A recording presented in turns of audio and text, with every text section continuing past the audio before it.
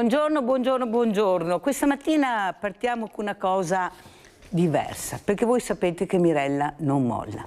E non mollo perché dopo tutti questi incidenti in motocicletta, in macchina, a piedi, in bicicletta, forse qualcuno non riesce a capire che qualcuno si deve muovere, deve battere un colpo. Perché? Perché abbiamo gli strumenti, che è la grande tecnologia che fortunatamente nel 2026 è a nostra disposizione.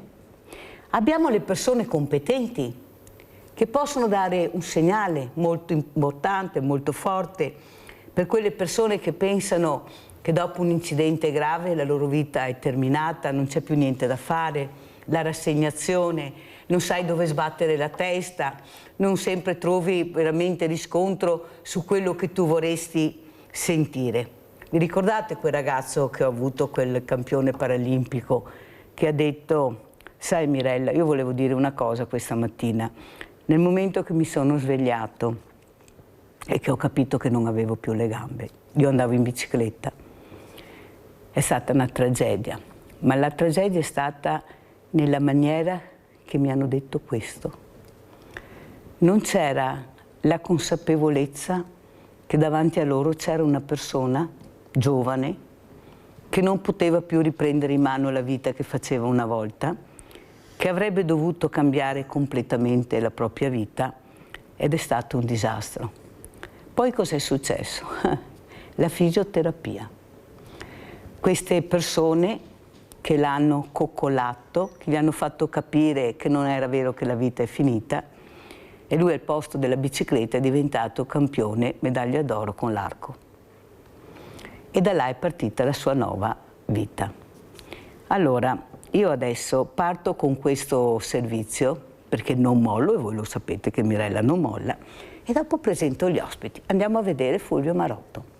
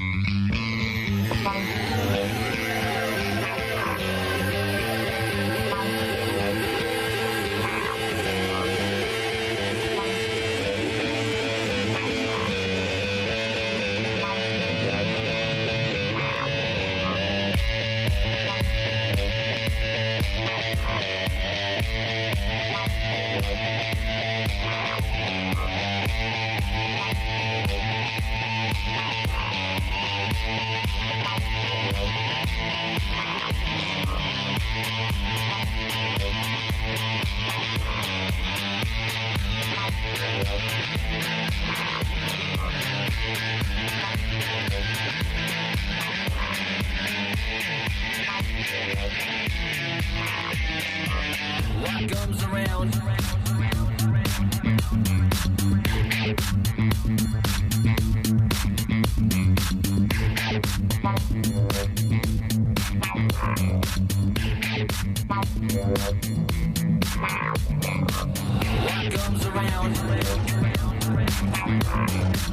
What comes around? What comes around?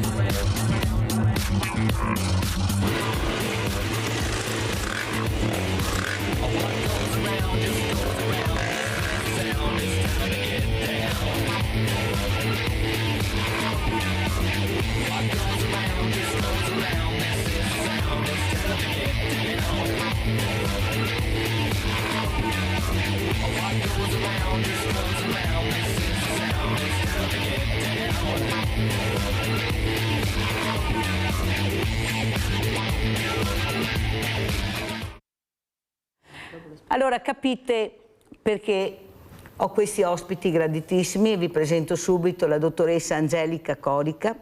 Si spiegherà chi è Angelica Corica, perché ho fatto vedere questo servizio, e saluto anche Alessandro Tonetto, responsabile relazioni esterne Fondazione Sada, perciò grazie anche a Tonetto. Allora dottoressa, io l'ho invitata perché lei sa di cosa vuole parlare Mirella, sa cosa vuol dire avere una persona come Fulvio che dà la speranza alle tante persone che anche in questo momento sono o sul letto d'ospedale o su una carrozzina o depressi a casa con la famiglia distrutta perché non sanno che hanno la possibilità di riprendere in mano la vita, grazie alla scienza, alla ricerca e alla tecnologia, questo lo dobbiamo dire, però abbiamo gli mezzi. Qual è il problema? Che molta politica, invece di capire le eccellenze che ha nel territorio italiano, va da un'altra parte. L'ho detto anche ieri, ma lo dico tutti i giorni, tanto io non ho problemi di dire le cose, voi lo sapete, perché le segreterie dei partiti non hanno capito che l'Italia era fatta di geni, che abbiamo nel DNA questo valore aggiunto che non ha nessuno, che è la creatività. E ci mettono di fronte a dei personaggi. Ieri avevo un ospite che ha detto: ma se mi spiegasse qualcuno cosa fanno questi politici, mi basterebbe uno capire cosa fa, perché c'è chi studia, c'è chi lavora, io vorrei sapere cosa fanno. E noi ci troviamo con un paese che avrebbe potuto volare ma da una vita, eravamo la quarta potenza mondiale, e ci ritroviamo agli ultimi posti, perché abbiamo persone incompetenti, persone che non sanno quello che fanno e quello che si potrebbero fare, perché la politica ha bisogno di queste, sono le segreterie dei partiti per governare. Questo lo dice Mirella, perché l'ho provato e lo sapete. Allora, dottoressa Corica, vedendo Fulvio e vedendo la potenzialità di uno dei tanti italiani veneti che abbiamo, siccome qualcuno dice prima i veneti, e vorrei dire che desse una risposta, cosa ne pensa lei? Lei che adesso spiegheremo anche di cosa si occupa e perché è qui questa mattina. Prego, dottoressa. Beh, allora partiamo da Fulvio, dopo passiamo sulle altre cose che sono molto più complesse. Allora Fulvio, al di là della genialità per quanto riguarda le sue creazioni, le protesi meccaniche, da quello che ho visto, ma anche altre cose, e sarebbe un ottimo esempio per il teaching, ovvero per i training delle persone che sono diventate disabili, perché un conto è nascere con una disabilità, uno nasce così, si abitua immediatamente, cresce così. Un conto è una disabilità, diciamo, acquisita, che incide molto sul lato psicologico. Fulvio mostra un grande spirito combattivo, che non ce l'hanno tutti. Allora, la motivazione, diciamo il lato psicologico, è quel primo step nell'approccio di una disabilità acquisita. Ecco, lei è andata sul lato poi della politica, che le nostre istituzioni sono gestite dai politici. Io dico, un medico deve studiare la medicina, un ingegnere l'ingegneria, avvocato la giurisprudenza, ma un politico però non tutti, e penso che una bassa percentuale studia le scienze politiche. Che sicuramente, e poi al di là delle scienze politiche bisogna subspecializzarsi in un determinato settore. Noi abbiamo dei politici che vanno nelle istituzioni, saltano da un settore all'altro.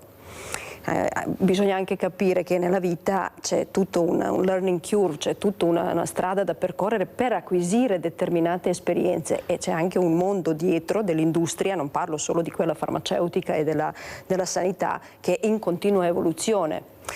Penso che abbiamo anche la poca passione da parte dei nostri politici. Fulvio sarebbe un'ottima risorsa, non dico a livello nazionale, ma almeno noi in Veneto dovremmo sfruttare un esempio che sarebbe un'ottima guida per i pazienti. Perciò un centro, noi abbiamo pochi centri di fisioterapia, quella vera, sì, ne abbiamo fisioterapia generica, per esempio la neuroriabilitazione con esoscheletro, ne abbiamo una ad Asiago, una a Bassano. Se parliamo dei centri grossi come Padova, come Verona, non ce l'abbiamo. Abbiamo ancora la fisioterapia tradizionale. Bisogna distinguere la neuromotoria, la motoria generica, poi c'è la cardio-riabilitazione e le altre.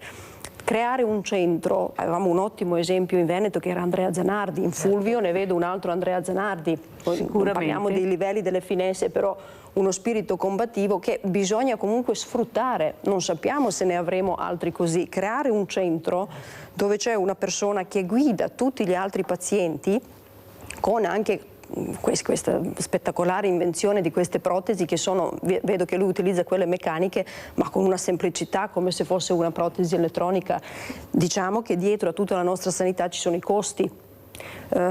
Regione Emilia-Romagna ha Budrio come centro, che è un centro specializzato. Noi un centro simile non ce l'abbiamo e spesso i pazienti vanno giù. Ciò vuol dire abbiamo anche le fughe, perché quella è finanziata dall'INPS, ma finanzia anche la regione, ciò vuol dire che abbiamo anche le fughe. Abbiamo tanti centri come ad Asiago, sopra abbiamo avuto un bellissimo centro, e Asiago, Gaglio, adesso non mi ricordo bene, che oramai da anni è abbandonato, aveva anche le piscine, una struttura meravigliosa, abbandonata. Ecco, una struttura così si potrebbe fare, rivitalizzare, rianimare quella struttura, mettere una persona come Fulvio, perché io potrei essere il miglior manager del mondo, il miglior medico del mondo, la persona che è coinvolta e che vive con l'emozione quell'esperienza è il miglior manager di un centro simile. Perciò un'idea simile si potrebbe lanciare alla regione. Bisogna combattere, nulla è facile, nulla è garantito, però io dico sempre con Luca Zaia, che è una persona che si mette in gioco con tutte le critiche che gli possiamo dare, ma perché è uno che si lancia su tutti i settori e cerca di rendersi utile al territorio. Io penso che sicuramente, senza svalutare dottor Stefani che è arrivato ma penso non ha ancora l'esperienza che ha Zaia, ma sicuramente andare a bussare alle porte di Zaia, che è uno che sa valutare e valorizzare le idee e i progetti.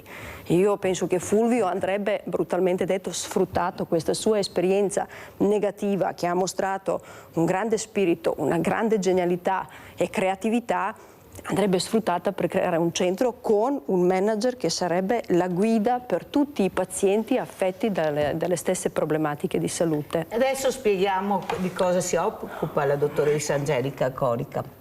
Allora, io per tantissimi anni ho lavorato con le protesi, ma non queste, con le protesi interne di anca, spalla e ginocchio per una multinazionale. Poi sono uscita fuori un mondo che è diventato più business che destinato all'umano e al paziente. Sono sempre numeri, progetti.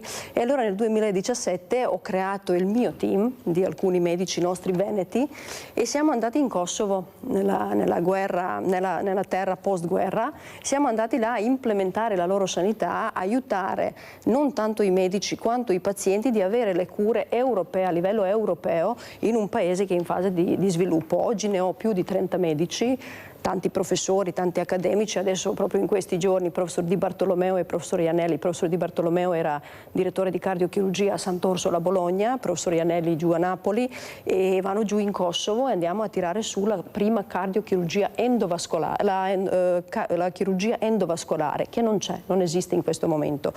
Con professor Giovanni Stelin, che è del centro Galucci, era direttore, con lui stiamo sviluppando la prima cardiochirurgia pediatrica, perché quei pazienti sono destinati ad emigrare. E per un bambino che è nato con una malformazione cardiaca non è mica facile prendere l'aereo e venire qua. Poi anche questi aerei, queste ambulanze aeree hanno dei costi oltre i 20.000 euro che non finanzia il governo. Deve finanziare la famiglia. Noi invece portiamo là i medici, portiamo anche alcuni pazienti in Italia, collaboriamo molto, io ho i medici che operano da Lecce fin su a Cortina e facciamo tutto tranne la chirurgia estetica e dentale, perciò dalla neurochirurgia fino alla chirurgia del piede. E cerchiamo di investire tanto sulle tecniche mini-invasive, sull'innovazione non solo tecnologica ma soprattutto quello che è il bene per il paziente. Darò un esempio. Cioè, il paziente è una persona, non è un numero per voi. Noi il paziente è l'obiettivo, perciò ecco, le darò un esempio. Adesso siamo partiti di recente nel Bellunese, a Ponte nelle Alpi. Abbiamo iniziato che tutti mi hanno detto cosa vai a fare là. E, sì, anch'io. Ecco, la sanità bellunese, non per colpa dei medici, ma sempre per colpa dell'organizzazione, è un po', diciamo, lasciata a se stessa. A differenza di Padova, di Vicenza, di Venezia, Treviso è molto evoluta, è quasi pari a Padova, all'azienda ospedaliera di Padova. Noi siamo andati là per implementare un po' quella sanità e allora ho portato un po' dei medici da Roma, da Vicenza, da Padova e gli altri. Adesso abbiamo operato un paziente, l'abbiamo portato da Belluno fin giù a Roma a fare una tecnica che non conviene, asportazione dell'ernia del disco in via percutanea in anestesia locale. Un intervento che costa pochissimo, non conviene a tutti, perché se si fa un intervento chirurgico in anestesia totale ci sono tante persone che guadagnano, ma soprattutto è il DRG, cioè ovvero il prezzo finale è molto più sostanzioso che questa tecnica percutanea. Dottoressa, io però mi chiedo una cosa. Ma se io non l'avessi incontrata, per fortuna, dico io, tante amicizie fanno sì che poi arrivi alle... Chi è che sa ste robe, dottoressa? Se lei non viene qua, cioè gli addetti ai lavori, non so Sada, sentiamo Tonetto. Cioè, se io stavo qua incantata ad ascoltare quante robe, medici, sentiamo sempre che mancano i medici, la dottoressa viene qua, porti i medici qua, porti i medici, vado. Ma i medici non mancano i medici. Tonetto, cosa vuoi dire dopo aver ascoltato la dottoressa Corica? Sapevi di tutte queste cose? No, ma è quello che dicevamo sempre anche in passato, che quando non c'è comunicazione, no? E ognuno rimane nel suo settore, non c'è una comunicazione che unisce. Probabilmente quelli lì adesso dove è aperto il nuovo centro sanno quello che c'è, al di fuori non lo sanno, ma soprattutto, a parte aprire il centro, non sanno quello che si fa. Perché io vedo tanti centri aprire, però non sai mai cosa c'è dentro, cosa non c'è dentro, cosa avviene, cosa non avviene, e quindi diventa una cosa molto molto difficile.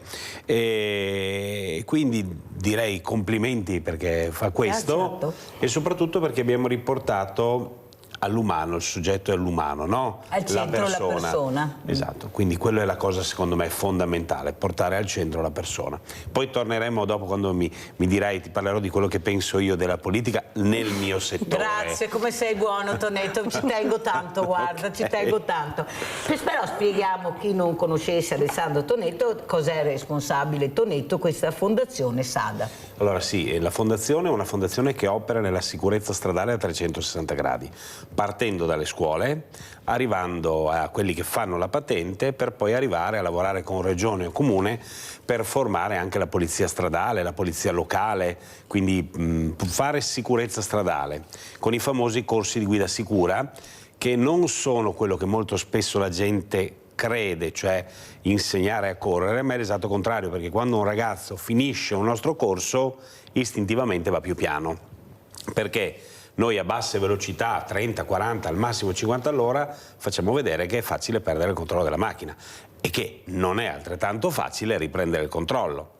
Altra sfida che noi ci facciamo è quella di far capire che dobbiamo tutti migliorare e non siamo tutti piloti, cosa che invece quando vediamo i papà portano i ragazzi a fare il corso, noi dai venga anche lei, no ma io so già guidare, ok, poi il ragazzo lo sfida e tra virgolette una sfida che è bellissima quando abbiamo padre e figlio o mamma e figlio eccetera, vedere che poi il papà alla fine è quello che esce con le orecchie più basse perché dice no, io non mi ricordavo le mani, non mi ricordavo questo, non mi ricordavo quello. Si sono divertiti ma hanno appreso, perché noi non usciamo dopo un corso piloti, però se non altro sappiamo cosa non fare in caso di incidente, perché un conto è fare un controsterzo, cose bellissime che però in quel momento nel panico può non riuscirti, un conto però è sapere cosa almeno non fare per proteggerti e evitare che la situazione peggiori. Quindi noi insegniamo a partire da questo, poi ti insegniamo anche le tecniche, per esempio per riuscire a gestire una macchina in emergenza, ma nei nostri corsi, e siamo gli unici in Europa, ti avviso a farlo, proprio gli unici in Europa, abbiamo introdotto il primo soccorso, perché può essere che tu non abbia fatto l'incidente ma sia il primo a passare di lì e 9 su 10 non sanno cosa fare. È vero. Ok? Non hanno neanche l'applicazione 112 sul telefono, c'è chi neanche sa cos'è. Quando Infatti, siamo stati a Firenze, spieghiamo. ti faccio un esempio, di 300 persone che abbiamo formato, 290 non avevano idea di che cos'era. Quindi già scaricata è già un qualcosa in più, perché se non sai fare niente premi il pulsante. Terza cosa che abbiamo introdotto negli ultimi corsi è il supporto psicologico. Per quale motivo? Perché ci sono persone che hanno paura della macchina e guidano lo stesso. Tu dici vabbè ma guidano, sì, ma la paura, l'ansia ti blocca. Sono quelli che sono inchiodati così. Esatto, quindi abbiamo introdotto proprio con Firenze il supporto psicologico, noi vediamo come va e alla fine del corso, devo dire un po' malincuore perché io sono quello che insegna in macchina, hanno adorato il supporto perché noi abbiamo una psicologa proprio che viene, che parte, ti spiega delle tecniche basilari, ma tecniche per combattere l'ansia che però quando l'hanno sperimentate funzionano. Noi abbiamo avuto delle ragazzine terrorizzate che non volevano fare il corso, hanno fatto il corso, portato a compimento col massimo risultato dicendo io ho applicato quello che ha detto la psicologa e ci sono riuscito. Quindi quello che dici tu, riportare l'uomo, no? Il supporto psicologico serve perché non siamo tutti uguali davanti a una macchina. È facile dire ma cosa vuoi che sia? Bisogna vedere che traumi ha subito una persona o cosa per quella persona rappresenta l'auto. Vedi Tonetto, il problema però è anche un qualcuno che non ascolta, perché ad esempio adesso noi abbiamo le macchine elettriche, la macchina si rompe, la lasci là, cosa fai? Cioè, non è più come una volta che apri il cofano. Però continuiamo a studiare il motore, invece di capire che forse la scuola guida deve essere un'altra cosa, imparare a guidare.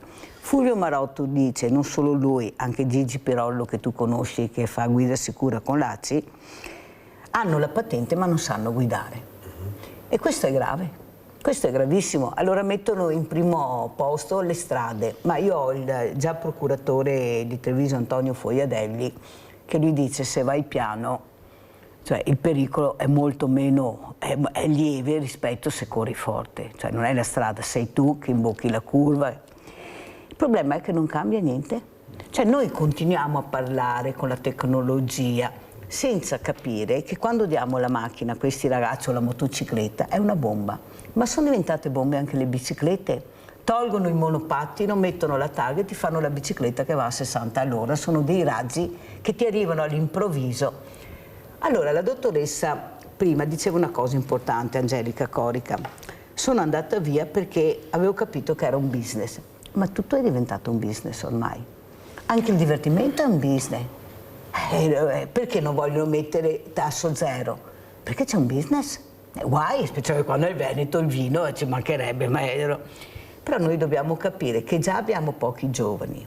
Se non cominciamo invece a curarli, ad ascoltarli, a far capire che il futuro è nelle loro mani, e loro, a mio avviso, se gli parli, l'hai detto anche tu, se gli spieghi, loro capiscono. Non è che non capiscono, il problema è che non vogliono fargli capire, perché il business regna sovrano. Però sono quelli che protestano. Sono gli unici che protestano per l'ambiente, per le guerre. Infatti vanno ai concerti dove c'è la musica e la cultura. Non sono così stupidi come pensiamo. Allora non pensi che forse bisogna unire le forze e far capire invece l'importanza della vita e della persona? Dottoressa Corica. Beh sì, però purtroppo non solo in Italia, ma tutta l'Europa oramai è basata sui numeri, sull'interesse. C'è poco da dire. Poi noi abbiamo un grave problema per quanto riguarda i giovani, le fughe dei giovani, delle imprese, vabbè, lasciamo stare, questo non è l'argomento, però abbiamo la fuga dei giovani, dei talenti. In compenso, ma queste sono le strategie europee, quando cala la natalità, perché noi stiamo perdendo una grande quota di italianità. Perché i giovani che vanno a lavorare a Francoforte, a Londra, in Inghilterra, in Svizzera, non è che tornano qua a fare i figli, li fanno di là. Quei figli diventano automaticamente tedeschi, svizzeri, anche se hanno le origini. Io quando vado in America, perché ho mandato mio figlio per 4 stagioni là, anziché i campi estivi qua, l'ho mandato lì alla scuola di polizia, il campo estivo. E lì ho visto che l'americano è quello che arriva dall'Italia, quell'altro che arriva dalla Germania, quello da Messico, cioè loro sono tutti americani. Dillo a Trump però, questo, forse che non l'ha capito loro bene sono chi è tutti, l'americano. Io in questa scuola ci ho fatto anche una bella foto, mio figlio è biondo, occhi azzurri, c'era un altro ragazzino americano di pelle scura e poi c'era un messicano, ho fatto una bella foto, i ragazzi che giocano insieme, si sentono tutti americani perché? Perché crescono con quel sistema. Noi stiamo perdendo una grande quota degli italiani giovani, cioè stiamo perdendo il futuro. Io che vado, ieri sono stata sulla Gazzuoi perché vado a cercare i reperti e tutto, i nostri soldati erano i quindicenni, cioè erano ragazzini. I nostri quindicenni oggi sognano di andarsene fuori dall'Italia. Allora la domanda che sorge spontanea a un genitore: perché quei altri hanno perso la vita, hanno lasciato la vita lassù a 3000, se i nostri giovani oggi sognano l'America, Inghilterra, la Germania? Noi però, per le quote europee, la Germania ha dovuto importare, per bilanciare il calo di natalità, la popolazione ha dovuto importare i turchi e tutta la ex Jugoslavia, l'Austria lo stesso. Noi stiamo importando gli africani. Fra 20 anni, quale sarà la quota degli italiani? E dove saranno i nostri giovani? Perciò io sono dell'idea, sì, belli i nostri politici, è giusto che uno si guadagna l'esperienza, dopo guida una regione, un comune, un paese, però se noi non lasciamo spazio ai giovani, non diamo la voce ai giovani, perché non ragionano come noi. Lo vedo io che ne ho 47, mio figlio ne ha 22, abbiamo un ragionamento totalmente diverso. La loro visione del futuro non è guidata da loro, stiamo cercando noi di imporre a loro il loro percorso. Anziché è diverso, ma loro sono cresciuti con queste finestre nere, questi cellulari che erano la loro finestra nel mondo, loro hanno tutt'altra percezione della vita e non è quella che abbiamo vissuto noi e per come siamo stati formati noi. Infatti io dico sempre che non bisogna guardare indietro una volta, bisogna guardare avanti, è inutile da fare, il mondo va avanti e loro stanno, anzi loro stanno volando e noi siamo fermi. Infatti dopo l'intelligenza artificiale vanno a scuola con i compiti fatti con l'intelligenza artificiale, vuol dire che sono già nel pezzo, è inutile che ce la giriamo, noi non siamo nel pezzo, questa è la verità. Rinaldo da Venezia, vai Rinaldo. Ciao Mirella, ciao. Buongiorno ai tuoi ospiti. Volevo dire alla professoressa che anch'io ho un disagio, anch'io sono un disabile, sono stato sui centri di disabilità per curarmi, però credo che in confronto quello che ho visto è una roba, quello che fa su questi centri è una roba bellissima, e poi anche i pazienti, si trova una dottoressa come questa signora qua, il consolai, il coccolai, c'ha voglia di vivere, direi. Tutto il mondo adesso, perché non andiamo più in cerca di curare i mani della gente. Adesso il Dio denaro me l'ha fatto girare per un'altra strada, perché purtroppo ti puoi fare quello che ti vuoi, ma se non ti dai i soldi non ti fa niente. È lo Stato, non gli interessa, è lo Stato. Il compra cannoni, adesso è in cerca di miliardi per la guerra, perché sennò i russi... Ma cosa dici? Ma saremo da vergognarci. I faccio un po' i capi del Stato per spendere scherzi per la guerra. Ma la guerra se distrugge tutto e armi si compra, non combina niente. In Jugoslavia sono stato 60 anni fa ed era finito ancora. Va bene, ma l'Jugoslavia ha fatto un salto di qualità negli ultimi 30-40 anni, va bene, che sei enorme, ma enorme, deve diventare da tutto. Non fare un libro, però ti prego, fammi andare avanti. Sì, ho capito. Bisogna che il mondo vada per la strada giusta. Bravo Rinaldo, bravo, hai detto delle cose importanti, però visto che abbiamo parlato, grazie caro Rinaldo, fammi andare avanti perché sennò non ce la faccio, visto che abbiamo parlato di ernia discale andiamo a vedere il video perché interessa molto anche a voi. Grazie Rinaldo, andiamo a vedere il video.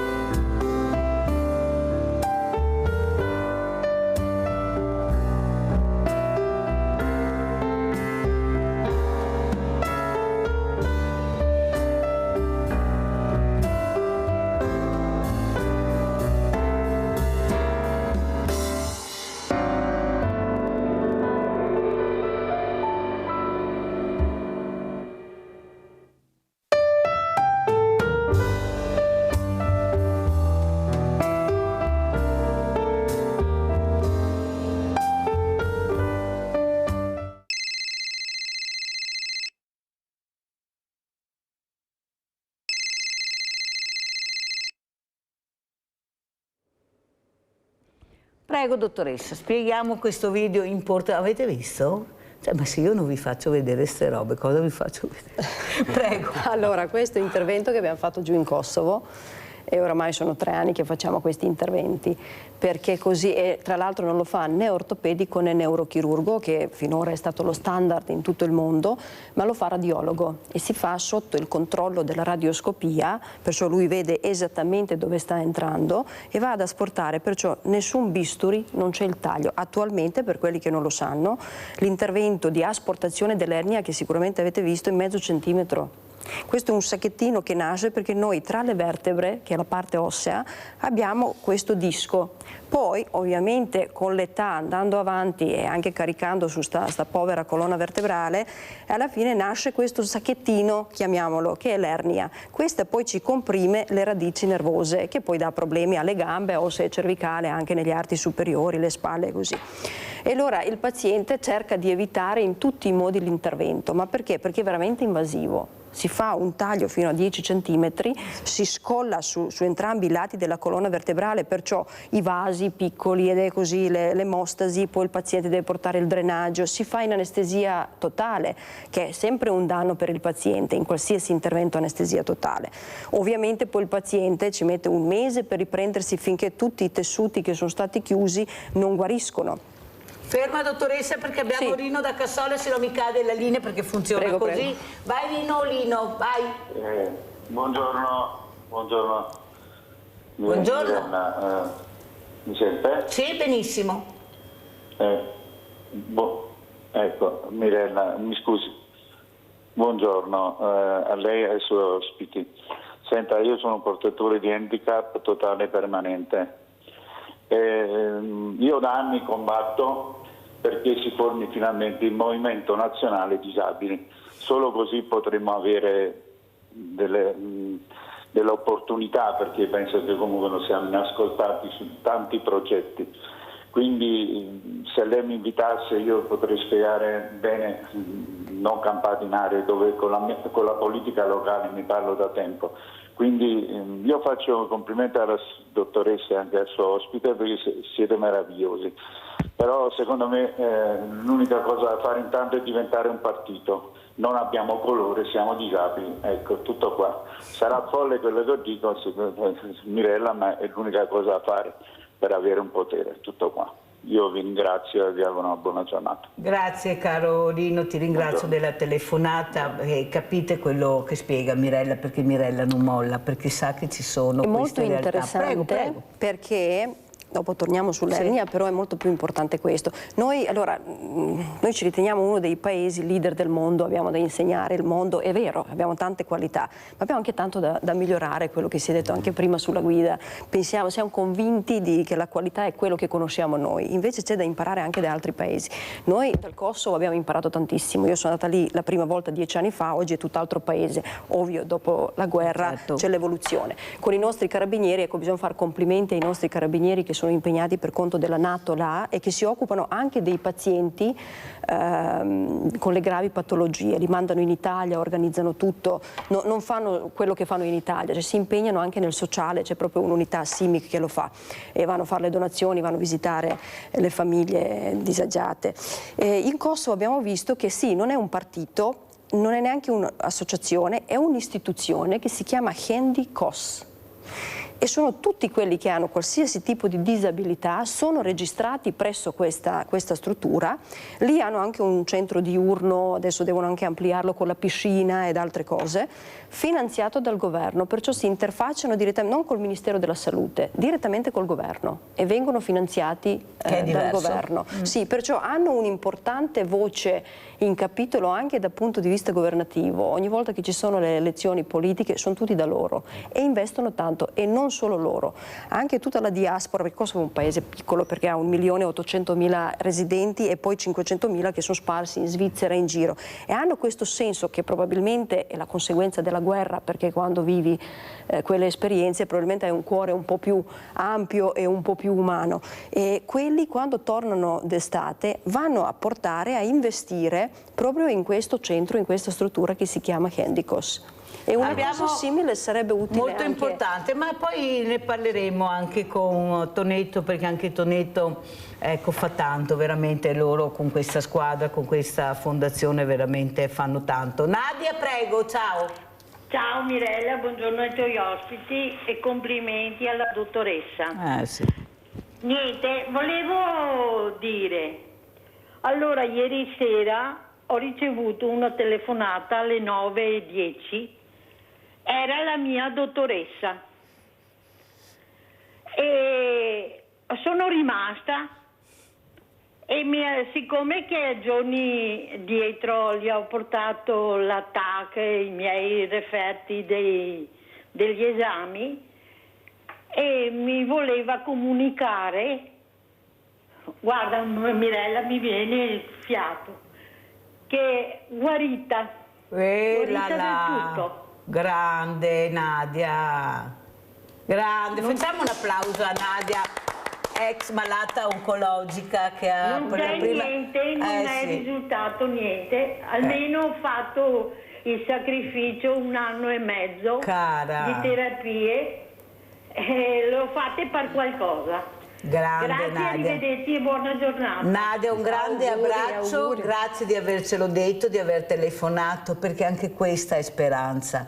Ecco, Nadia ha detto una cosa importante, la prima volta che mi hanno diagnosticato il tumore ho pianto, poi non ho più pianto, anzi una forza incredibile, lei faceva le terapie, andava a casa, accudiva il marito che ha bisogno di essere accudito, faceva tutto quello che doveva fare, sempre però una guerriera siamo sempre là, ecco, là i guerrieri li Quello che abbiamo. abbiamo detto su Queste Fulvio, sono sì. testimonianze vere, perciò Nadia veramente, guarda, felicissimi tutti e soprattutto Mirella, un grande abbraccio. Andiamo a vedere anche Tonetto questi corsi SADA, andiamo a sentire e vedere, poi commentiamo.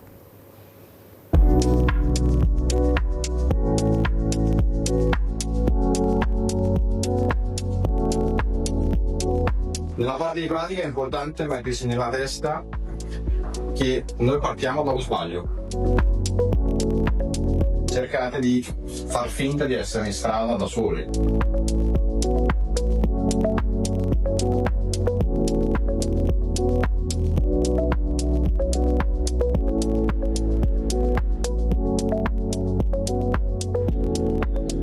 Io ho bisogno di girare con la ruota davanti, ma ho deciso che penso glielo metto. È come impennare con la moto, girare il manubrio e dire: come mai non gira la moto?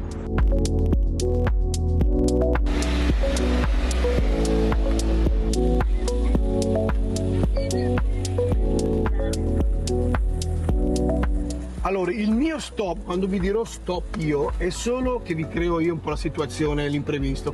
È l'inizio della frenata che dovete fare forte.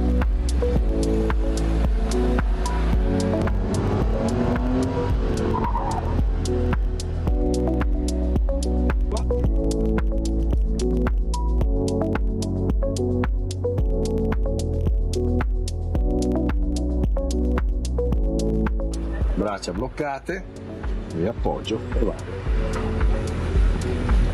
Continuo a fare il massaggio fino a quando non arrivano i soccorsi. E adesso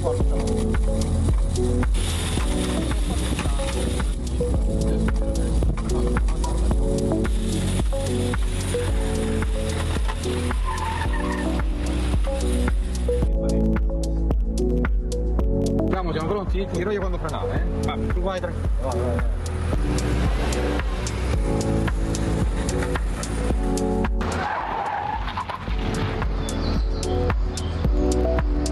Wow.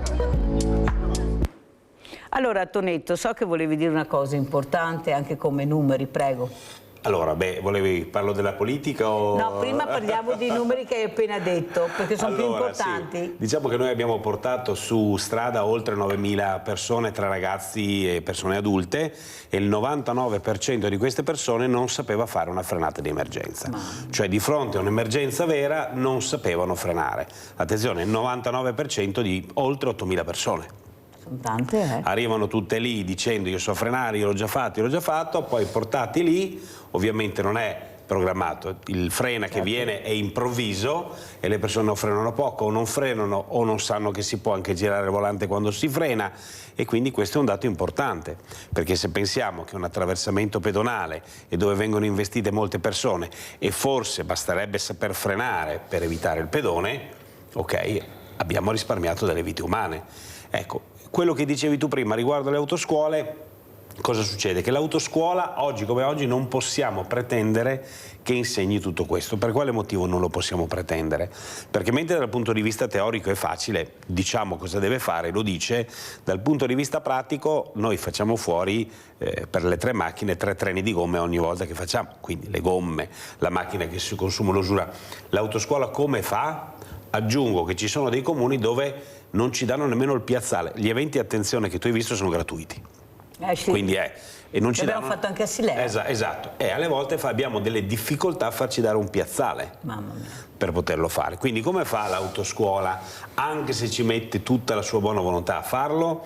Allora ecco perché dovrebbe essere, come stanno facendo a Torino, perché noi collaboriamo con la città metropolitana di Torino, la consigliera che ha approvato il nostro corso, lei lo ha approvato perché vederlo è una cosa, provarlo ti dà delle sensazioni diverse, lo ha provato la consigliera Greco, ha visto l'utilità su se stessa e ti giuro che adesso quando la vedo che guida a Torino alle mani alle 9:15 e che mette sempre la cintura e la fa mettere dietro, cosa che è fondamentale, vuole che tutte le autoscuole si uniscano e dividendo la spesa con la città metropolitana Ogni mese per i neopatentati vengono fatti questi corsi, però ci deve essere la volontà anche da parte delle amministrazioni, perché ti posso assicurare che per le autoscuole, che autoscuole che vogliono farlo ce ne sono tantissime, ma i costi sono elevati. Immaginati il costo del piazzale, il personale, le macchine, non puoi utilizzare quelle che usi tutti i giorni, perché altrimenti dopo freni, ammortizzatori, pneumatici.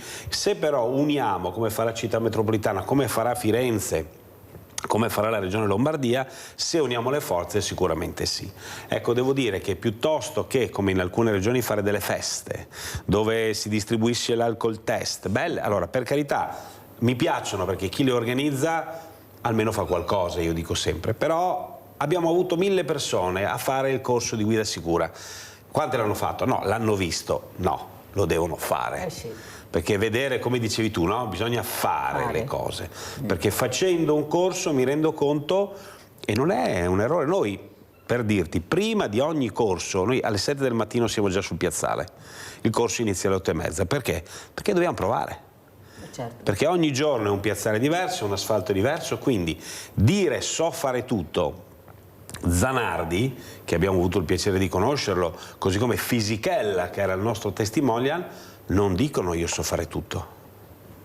Come mai non lo dicono? Infatti Zanardi diceva io sto imparando, devo sempre imparare. Abbiamo Luciano da Desenzano del Garda, vai Luciano.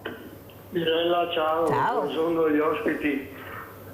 Niente, a 18 anni e mezzo, 2 esami, te l'ho già detto tante volte, io ho fatto la B e la C e D, avevo 3 patenti a 18 anni e 6 mesi.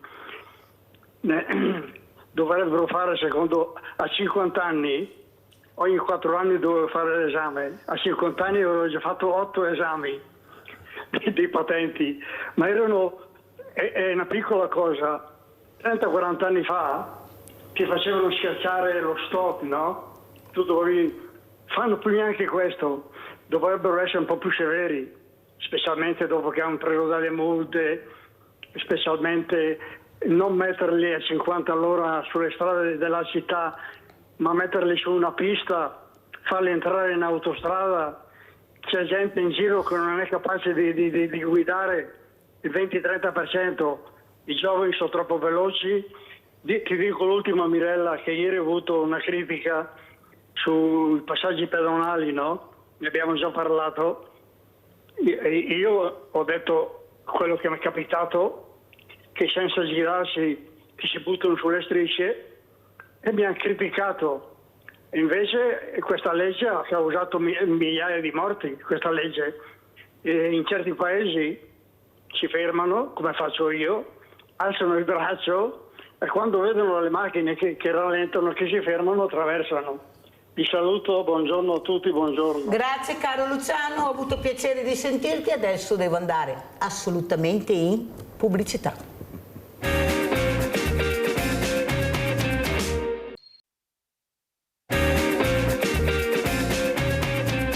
Allora io volevo anche sentire, dopo aver sentito il nostro Luciano, cosa bisogna fare. Andiamo a vedere questo controllo medico periodico della dottoressa Angelica Corica.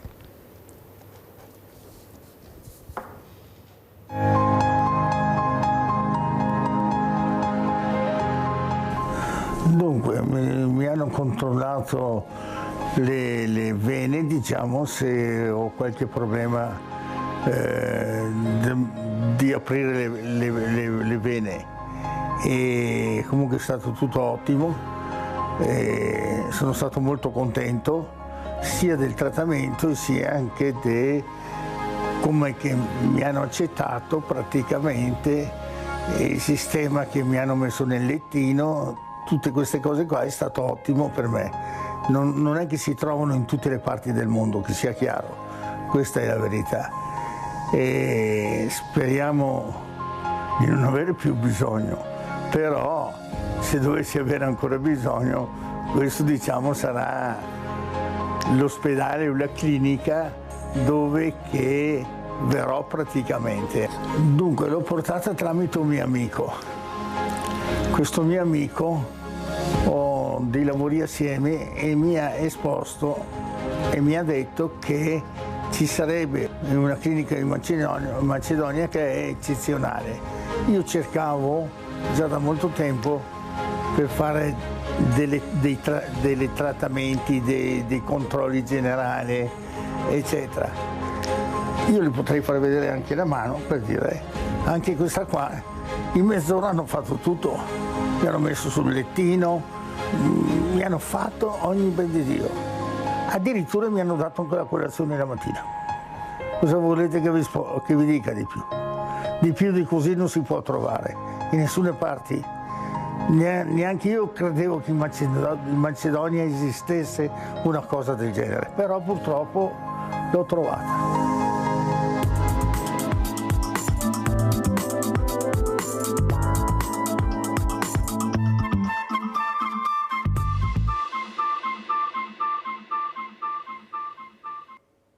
Dottoressa Corica, tutto bello, mi piace questo servizio, questo video che abbiamo visto, perché questo signore non sa il nome del medico magari, però la colazione se la ricorda. Per lui era importante la colazione. Ma quanto costa? Allora, tutto insieme, perché la coronarografia, solo la coronarografia, 350 euro. In Italia DRG di una coronarografia supera i 1.500 euro. Parlo dei DRG regionali, certo. Non parlo del privato, perché noi abbiamo tre tipologie di sanità. Questa era una clinica privata o un ospedale? Un ospedale privato, sì, perché noi operiamo sia in Kosovo che in Macedonia. Okay. La clinica è diciamo, ultra specializzata e abbiamo fatto anche 4 cuori bionici in questa clinica per la cardiochirurgia e la cardiologia interventistica. Poi tutto il resto ovviamente lo facciamo, però ecco, è subspecializzata ad alto livello per queste due specializzazioni. E il signore che è vicentino era stufo perché è un industriale, allora devi andare a prenotare in questo centro qua per diabete, poi quell'altro per la cardiologia, poi quell'altro per le radio. Lui ha fatto una coronarografia, 20 minuti, 30 minuti, tutti gli esami del sangue, lui, la moglie e il figlio, poi ha fatto 6 radiografie, l'ecografia e 3 visite specialistiche. È contento della colazione perché non poteva farla al mattino per via del prelievo di sangue. E finito quello, noi non mandiamo i pazienti dallo sportello allo sportello. Quando arriva il paziente c'è il suo assistente che lo prende per la mano e lo accompagna da un'unità all'altra, perciò il paziente non vede nessun sportello, nessun pezzo di carta, dopodiché riceve una USB dove sono stati caricati tutte le analisi, tutti gli esami, tutto quanto, quello che magari arriva dopo 2 o 3 giorni gli viene mandato anche via mail. Perciò abbiamo un sistema diverso dove il paziente veramente viene coccolato, quello che ha detto il signore prima, una volta coccolavano il paziente, oggi non è colpa del personale medico infermieristico, ma non c'è tempo. Perché la regione ti dice per una visita specialistica hai 8 minuti. Come fai in 8 minuti? Non hai tempo neanche per scrivere, non è che hai la segretaria o riesci a dettare a qualcuno. Un medico deve sentire il paziente, visitarlo e ancora scrivere il referto. Perciò è veramente difficile in Italia riuscire a mettere il paziente al centro di attenzione. Eppure lei ha nominato una persona che è stato governatore, presidente della regione per 20 anni. Che è il dottor Zaia, e perciò io penso che qualcosa di più magari si poteva portare a casa anche in Veneto, perché lei giustamente sta spiegando che qui per fare tutta una serie di esami, di operazioni, di controlli devi andare prima da una parte, dopo dall'altra e paghiamo la sanità, cioè non è che ce la regalano, cioè, ragazzi sarà anche, ma o sbaglio Tonetto, l'abbiamo sempre pagata con le tasse la sanità. Allora vede, c'è sempre qualcosa che manca, non si riesce a capire sto Veneto. L'organizzazione, ma non possiamo farla noi, dottoressa. Noi deleghiamo i politici perché facciano il bene del paese, compreso il territorio. Io ho detto anche l'altro giorno cosa abbiamo portato a casa in Veneto, neppure l'autonomia. Questa è la verità. Allora noi ci ritroviamo con una potenzialità enorme, perché è vero che ce l'abbiamo, però non riusciamo mai a fare, ecco qua, il salto dell'ostacolo, che è la burocrazia, che è la disorganizzazione, non c'è la pianificazione. Allora, Tonetto, cosa dobbiamo fare noi? Più di delegare, cioè non è mica che possiamo inventarci la luna, prego. E poi dobbiamo andare nel privato, ma il privato costa, non tutti hanno la possibilità di pagare, bisogna anche capire dove tu vuoi parare. Allora io direi che dovrebbe esserci la sanità privata, per quelli che hanno la possibilità di pagare, però ci dovrebbe essere anche una sanità pubblica che funziona molto bene per quelli che pagano le tasse, che dovrebbero avere gli stessi diritti, visto che hanno il dovere di pagare le tasse e anche il diritto di essere curati bene. Cosa ne pensi, Tonetto? Ma diciamo che noi normalmente, come dicevi tu, eleggiamo i politici affinché risolvano questi problemi. Però i problemi a quanto pare non vengono risolti, ma ci sono sempre. Soprattutto il problema della sanità è un problema che la gente sente, è il primo problema che la gente sente, perché bene o male, vuoi o non vuoi, un incontro con la sanità purtroppo tutti ce l'abbiamo. È lì l'incontro con la sanità dove ti cade il mondo addosso. Io, per esperienza proprio di quello che diceva lei, ho portato mio papà a fare una visita in ospedale e doveva fare un controllo perché si era rotto il braccio, quindi semplicemente un controllo per vedere se l'ingessatura era andata a posto, e l'abbiamo fatto 1 ora e mezza di ritardo. Entrati, il medico era esausto e io, siccome non ce l'ho con i medici perché capisco la loro situazione, gli ho detto, la vedo un po', fa guarda, io devo fare il controllo, ogni 8 minuti devo fare un paziente, solo per togliere a tuo papà, che ha 90 anni, il braccio ci abbiamo messo quasi 10 minuti, adesso devo fare il verbale, come si dice, la documentazione, e poi devo dirgli cosa fare, quindi perdo 20 minuti, quindi praticamente io sono già in ritardo di un paziente. Non ho pranzato perché lui fa, mentre le 2 persone che lo accompagnavano lì, loro possono andare, si alternano, io sono qua da solo, quindi sono qua dalle 9 di stamattina e non ho neanche ancora pranzato, ed erano le 2 del pomeriggio perché mio papà aveva appuntamento alle 11 ed è andato alle 2. Per cui è questo quello che manca, no? Siamo ridotti a dei numeri, no? Deve fare un paziente ogni 8 minuti, e questo perché succede? Perché chi fa queste cose non ha mai fatto il medico. Chi fa le leggi sulle patenti non ha mai fatto l'insegnante, non è mai andato per strada, perché fare la legge, scusami me la tolgo, sui monopattini, meravigliosa, obbligo di assicurazione eccetera, e poi è tutto uno slogan, perché ad oggi non c'è ancora, non si sa la targa quando entrerà, non entrerà, se entrerà, non entrerà, e l'assicurazione che ancora non si sa, la faremo, e doveva essere il 15 luglio, no? Siamo prossimi, no, vediamo, adesso vediamo cosa succederà. Ecco, è quello che dico, prendere uno che, ti faccio un esempio, è come prendere me e mettermi alla sanità e prendere lei e metterla alla motorizzazione, no? Allora, vabbè, ma lui ha preso più voti, ma ok, indubbiamente, ma mettimi a fare quello che sono in grado di fare, altrimenti io dico, quanto ci metti a fare quel certificato? 8 minuti, bon, allora ogni 8 minuti devi farne uno nuovo, ma provalo prima. Ma in effetti prima la telefonata di Nadia fa molto riflettere. La dottoressa l'ha chiamata alle 9:30 di sera, cioè vuol dire che quella dottoressa sta facendo con passione il suo lavoro e non guarda l'orologio e va a timbrare che ha finito. Alle 9:10 sapeva l'importanza della notizia che dava a Nadia e l'ha chiamata. Questa dottoressa doveva essere premiata. Queste sono le persone, la meritocrazia, la competenza. Ripeto, noi abbiamo queste persone, l'hanno dimostrato anche durante il Covid, la ricercatrice che ha trovato il posto del lavoro solo perché è riuscita a scoprire. Ma ci rendiamo conto di cosa parliamo? Però il problema è sempre là, caro Tonetto, che non ci ascoltano. Non ascoltano i diversamente giovani, non ascoltano i giovani, fanno quello che vogliono, soldi pubblici destinati chissà dove, chissà cosa, invece di veramente far volare questo paese che ha delle potenzialità. Ma vi rendete conto che abbiamo i più grandi designer nel mondo, li abbiamo noi, i ricercatori. Andate in America a vedere chi sono i migliori ricercatori anche nella sanità e nella ricerca. Andate a vedere dappertutto, guardate solo con la robotica. Veramente una cosa incredibile, quello che le start-up, i ragazzini, cosa riescono a fare? Poi dicono, ma i ragazzini non hanno voglia di fare niente, non sanno, i giovani, no, siete voi che forse non avete capito che c'è qualcuno che li blocca. Dottoressa, cosa vuole dire dopo aver sentito Tonetto? Ma il problema della nostra sanità non sono i medici, infermieri, noi veramente, come questa dottoressa, tutti i nostri medici sono veramente bravi. Il problema, uno, è quello finanziario, secondo è quello amministrativo burocratico. Perché noi abbiamo la non è che l'Italia non ha i medici, se andiamo a vedere l'ordine dei medici, i medici non mancano. Il fatto è che abbiamo la fuga dei medici dal pubblico verso il privato, ma non da 2 anni, oramai da 15 anni se non di più. La prima area critica erano gli anestesisti, adesso invece sono tutti quanti. Ma perché? Un chirurgo, adesso lei dice in America abbiamo tanti italiani bravi, ricercatori e gli altri, certo, ma anche perché un nostro medico dopo 20 anni di servizio, un chirurgo di netto a fine mese ci arriva a 2.700 euro. Se andiamo giù a Montecitorio e ci sono 2 là che uno ti prende il documento, l'altro ti rilascia il pass e prendono 10.000 euro, è un'offesa per chi sta nel pubblico. Allora cosa dice un dottore?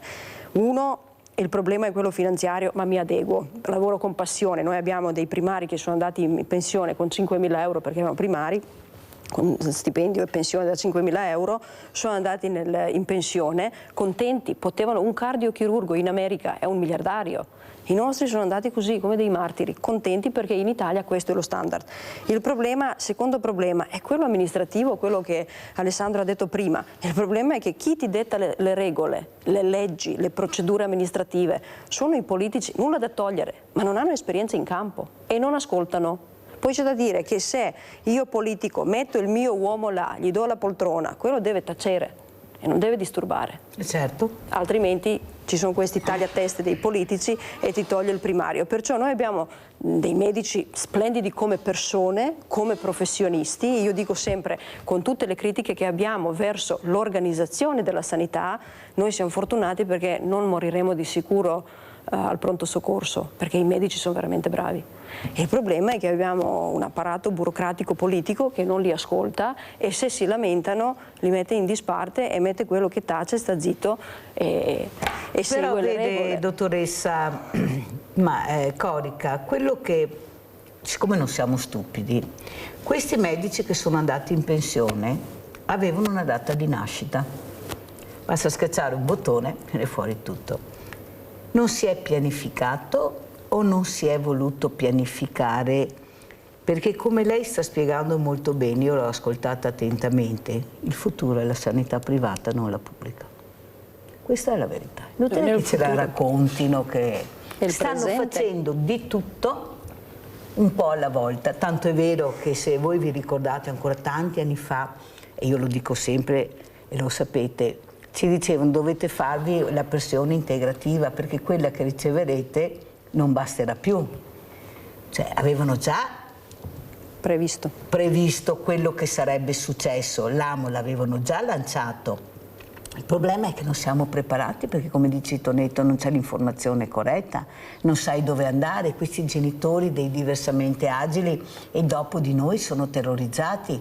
I sindacati lo dicono, non vengono assunti anche se hanno i diplomi questi ragazzi, queste persone, perché rallentano, non sono una risorsa, diventano un problema, invece sono una risorsa, potrebbero fare tanti lavori e mettere invece le persone negli uffici, fuori, nelle strade, dove serve.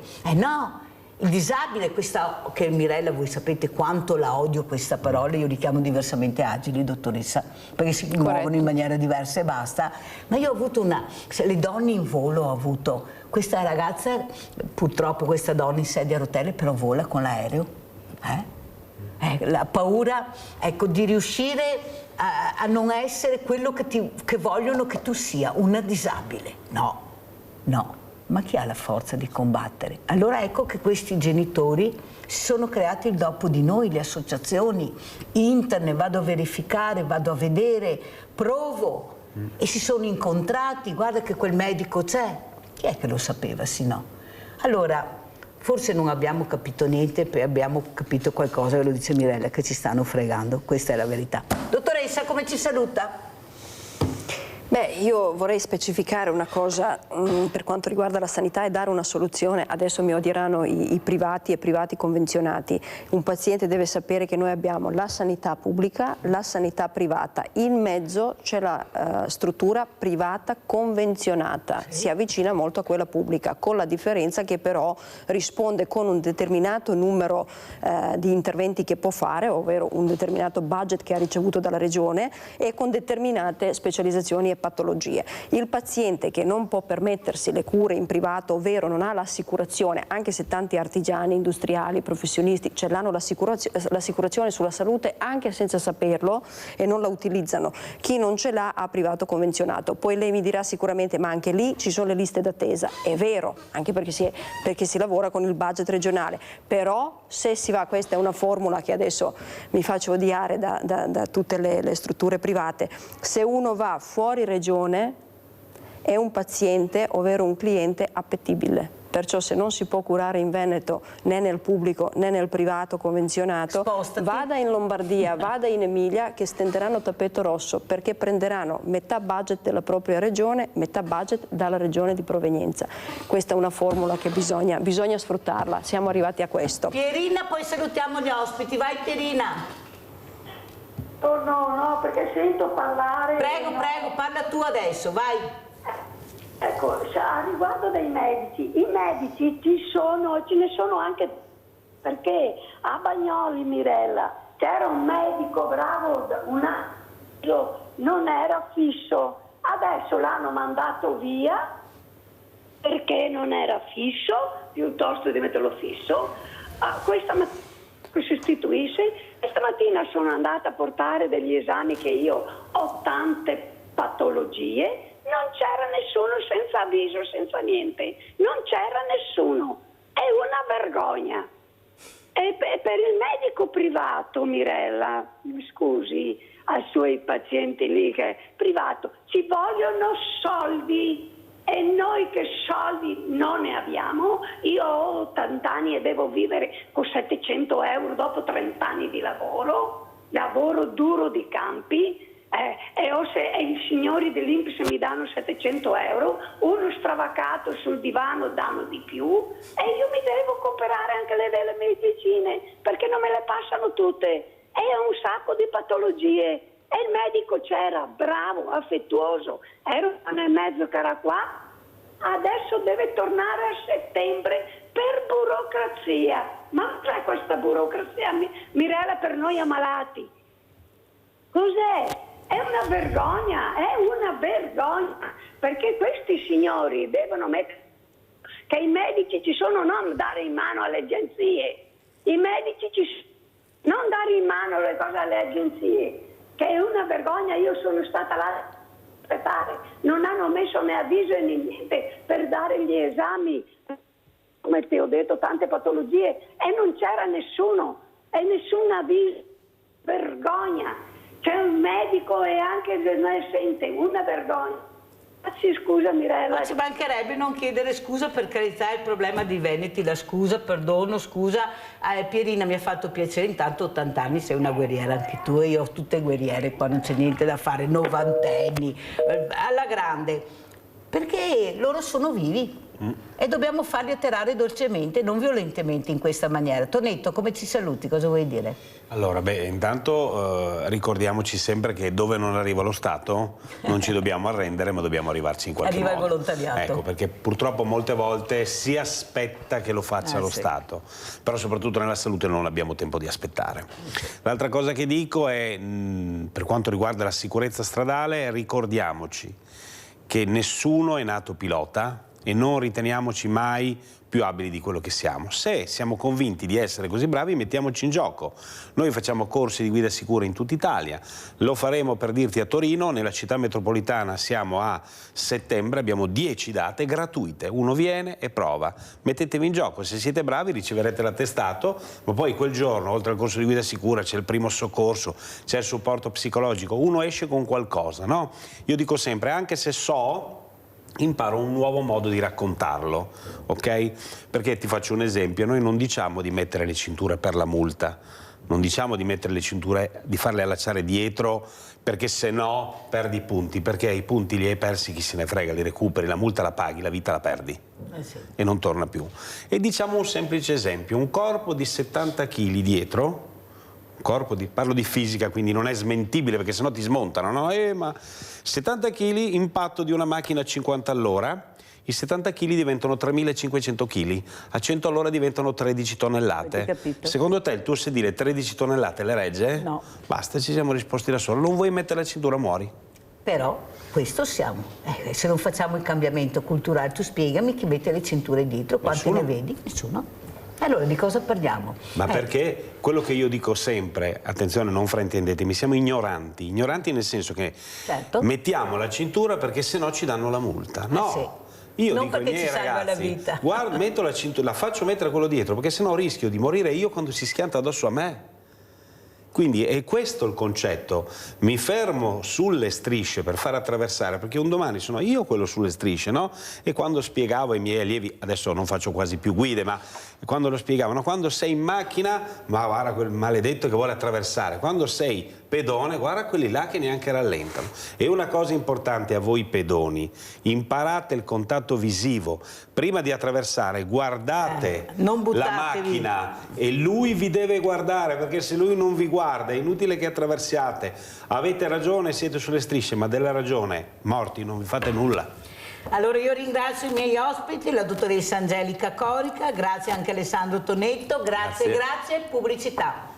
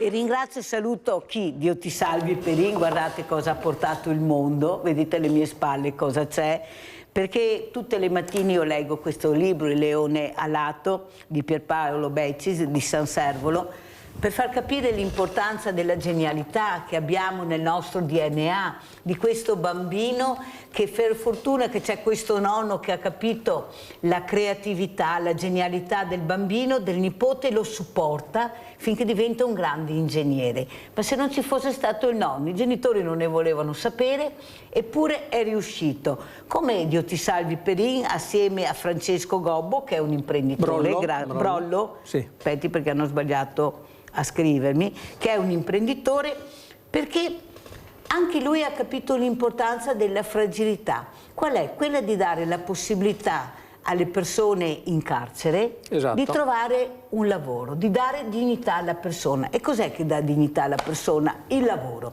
Allora, io inizierei proprio questa volta da Francesco Brollo, che ringrazio di essere qui, per questa importante testimonianza.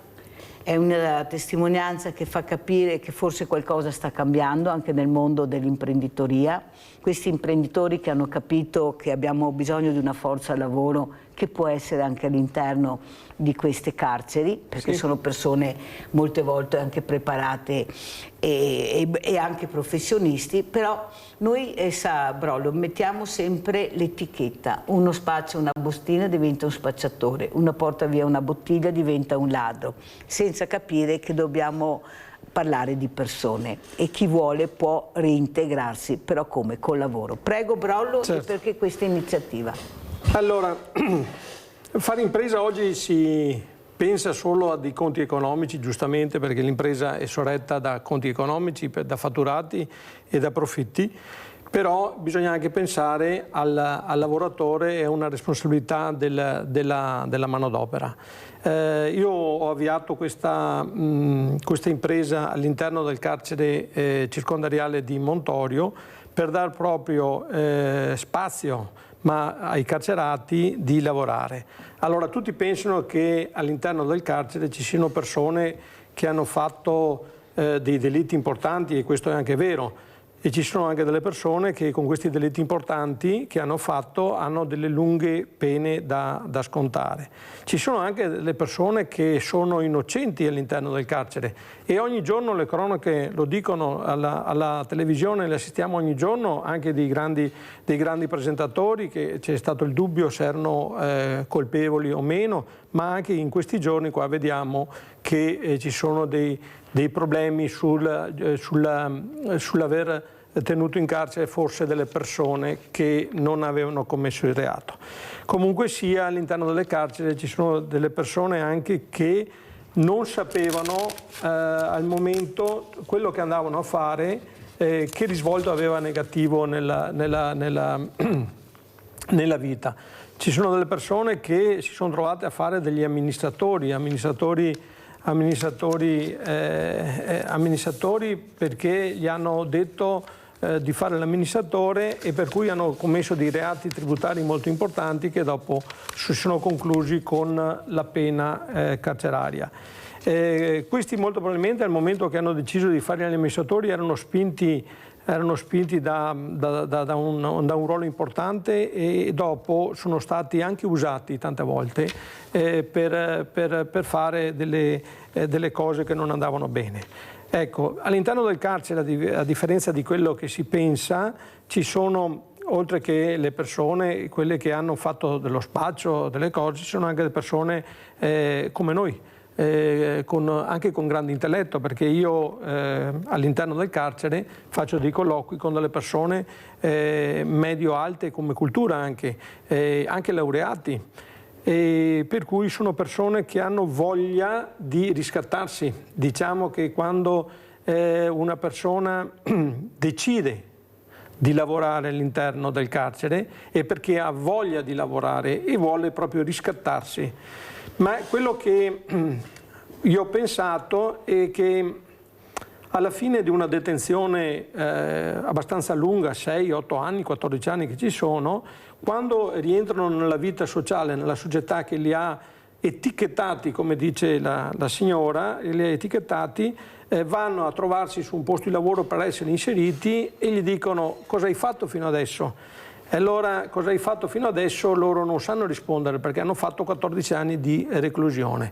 Mentre se noi li facciamo lavorare, cosa hai fatto fino adesso? Si trovano ad avere di presentarsi con una busta paga regolare, che hanno lavorato per 14 anni o per 8 anni o per 10 anni per il tempo della reclusione all'interno di un'azienda e che non sono mai stati licenziati, per cui è una presentazione diversa che dire non ho fatto niente e ero in carcere. Invece oggi ti mostro una busta paga e che ho lavorato su un unico posto per 14 anni. Questo permette che l'imprenditore, dove va a fare il colloquio questo ex detenuto che ha buona volontà di reinserirsi, ha un'arma in più per entrare nell'aspetto sociale. Tenendo presente che anche sono pagati con contratto nazionale di lavoro come fossero in un'azienda esterna, per cui questi soldini li possono dare alle famiglie, qualche volta le perdono anche le famiglie, possono darle ai figli se hanno dei figli, e per cui possono fare e continuare quello che poteva essere una vita normale della famiglia anche all'interno del carcere. Allora, grazie, veramente ha spiegato anche molto bene cosa vuol dire dare dignità alle persone, prima ascoltare, sapere chi hai di fronte, cosa è nella vita che vuole fare, se vuole integrarsi, se vuole continuare a sbagliare, e da là si parte. Questo è l'ascolto, non c'è niente da fare. Dio ti salvi Perin, l'ascolto invece Perin lo fa da tanti anni, soprattutto per far capire l'importanza della nostra storia, da dove siamo partiti e dove vorremmo arrivare. Lui è un grande imprenditore, adesso c'è questo museo che fra poco penso inizierà a partire finalmente. Cosa dici, Salvi? Ma soprattutto la storia del territorio. Prego, Salvi. Sì, qui vedete, ha portato anche l'aereo, vedete il libro di Mirella che voi leggo tutte le mattine, a parte questa mattina perché avevo tanti ospiti, ma eccolo qua che poi sentiremo. Prego, Salvi. Sì, abbiamo tante iniziative in corso. A me organizzare una cosa qui o a Vienna o a Budapest o a Milano o altra cosa è molto facile, perché conosco tanti imprenditori, soprattutto dobbiamo rivolgersi a imprenditori, uomini di cultura, e di tirar fuori storie che sono state dimenticate purtroppo, ecco, perché questa è la realtà. Quindi qua io ho avuto la fortuna di trovare l'amico Gobbo, quindi è una cosa... Brollo.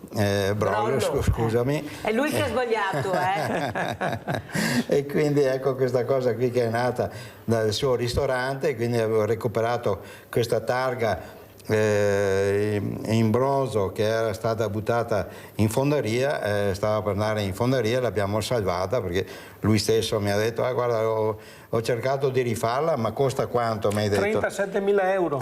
Ecco, per rifarla, e invece io l'ho trovata, l'ho presa da questa fonderia e l'abbiamo qui. Adesso abbiamo una cosa importante da realizzare e vedremo cosa deciderà la sovrintendenza, perché la direttrice del museo di San Donà di Piave, la dottoressa Campaner, mi scrive su questo recupero per decidere se rimetterla nel posto dove era sparita, perché da decenni, quanti decenni che è sparita? Sono 20 anni che è sparita dalla location dove era prima, oggi il ristorante del Paiolo, e praticamente io ho fatto la denuncia 20 anni fa all'Arma di Carabinieri, perché assieme alla targa sono sparite anche attrezzature per la birreria e tutto quanto, e dopo, fortunatamente, dopo 20 anni leggo sul giornale, sul Piave, che la targa è stata ritrovata, con grande piacere. All'epoca ho fatto a mie spese una targa sostitutiva in onore di questo caduto della guerra mondiale, e non ho fatto logicamente la targa originale, ma avendo le foto di quello che c'era scritto su questa targa ho riprodotto tutto quello che era su una targa in marmo che oggi attualmente è là visibile al ristorante al Paiolo, e praticamente ogni anno viene fatta la commemorazione da parte delle forze ungheresi. Senta Brollo, cos'è la passione? La passione per portare alla luce e far capire cos'è il nostro territorio, perché Dio ti salvi Perin lo conosciamo benissimo e sappiamo l'importanza della sua passione, dove anche noi abbiamo la possibilità, grazie a lui e al suo impegno, di vedere certe cose, se no non le avremmo mai viste. Cos'è la passione? E poi questo filo di Arianna che prima o dopo ci si conosce, ci si mette assieme per veramente un recupero sociale importante che poi è cultura. Prego. Certo. Allora è stato un incontro occasionale quello che io ho avuto con Perin, proprio in virtù di questa targa, perché dopo essere andato a parlare con il comune di San Donà di Piave, appunto con la dottoressa, ho chiesto che se la targa era stata rimossa da là, era stata portata via, rubata dal Paiolo, e avrei avuto piacere che fosse rimessa nello stesso posto. Ed ecco l'incontro occasionale con Perin che mi chiama e mi dice ho trovato io la targa. Allora io avrei piacere sicuramente che la targa fosse riposta nel posto originale, dove veramente è stato impiccato questo ufficiale ungherese, anche perché avrebbe una continuità con tutte le altre targhe che ci sono in giro sul territorio, che ce ne sono circa 11 o 13 tra Piavon, sempre Calvecchia, un po' più avanti, e per cui avrei piacere che fosse posizionata come le altre sul luogo originale. E sono sicura che ci riuscirete, perché questa è anche la storia del territorio e non può essere dimenticata. Abbiamo Daniele da Vedelago, vai Daniele! Ecco, è caduta la linea. Salvi, cosa Ecco, vuoi voglio dire? dire, allora, dopo spieghiamo anche cosa è importante, perché il tempo è tiranno, dobbiamo anche correre. Vai. Esatto, quindi ecco, volevo ricordare questa targa, appunto, che i cecoslovacchi vengano fuori a fare le cerimonie, sia a Collalto, io ne ho una vicino a casa mia, appunto a Casa Montone, e sono uguali, sempre stampate a Praga, nelle fonderie, eccetera, ma molto costose perché sono fatte in una certa maniera, appunto, dagli artisti.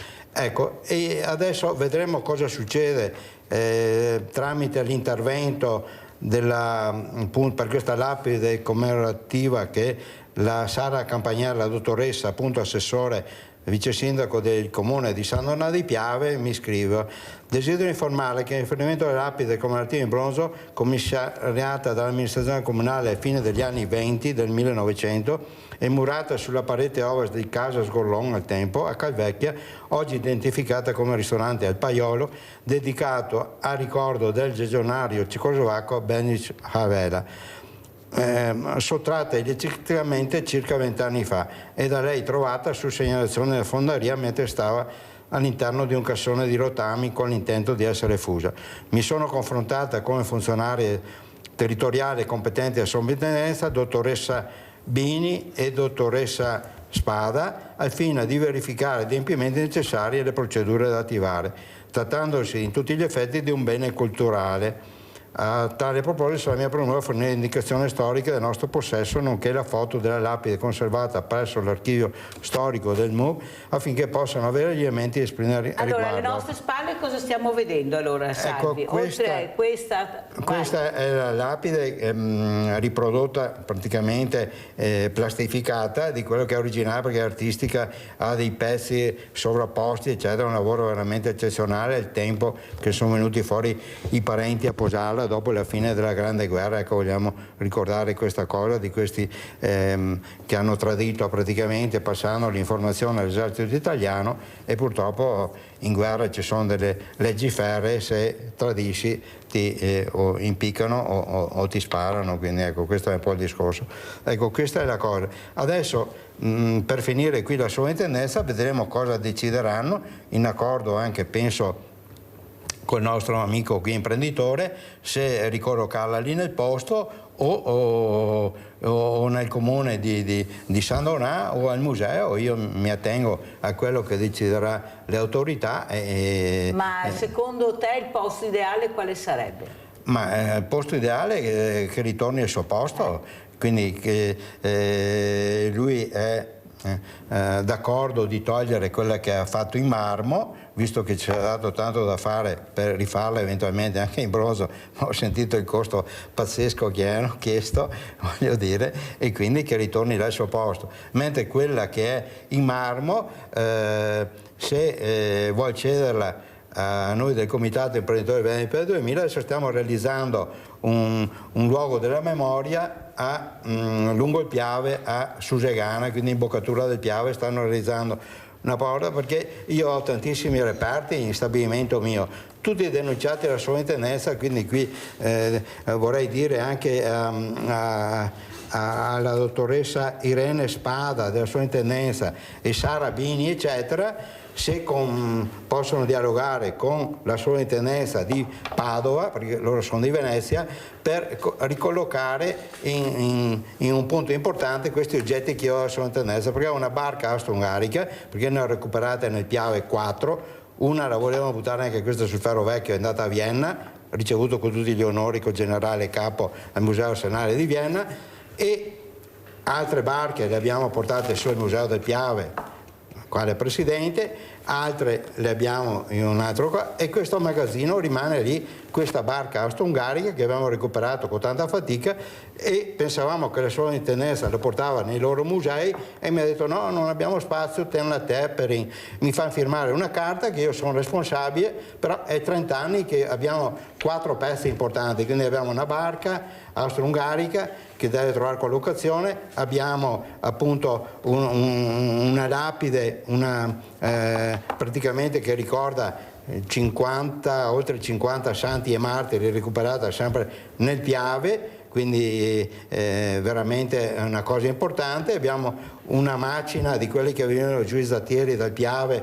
da Libano, di Belluno. Che abbiamo visto l'altro giorno, sono venuti qui i zattieri, sai? Ne abbiamo visto le immagini. Ecco, allora di queste macine venivano praticamente scolpite dalle rocce Libano, che è la zona sopra verso Agordo, diciamo così. Venivano caricate sulle zattere e portate a Venezia, perché dovevano caricarle sulle navi per portarle a Costantinopoli, che le abbiamo viste, eccetera. Ecco, queste qua, se il Piave era in movimento, le zattere si ribaltavano, e io ho trovato queste qua, segnalate anche a questa sovrintendenza. Purtroppo è tutto materiale che là. Allora adesso ho trovato un luogo che io sto acquistando a giorni, appunto, a fare l'atto notarile, e faremo a Colfosco, dove è stata recuperata la prima barca che abbiamo donato a Vienna, di fare il luogo della memoria. Quindi, perché io adesso devo lasciare libero il stabilimento, quello vecchio, perché andremo su quello nuovo, speriamo entro l'anno, speriamo, questa nuova costruzione di stabilimento, cantina e museo. E quindi dirò alla sovrintendenza: signori miei, devo spostare, perché se io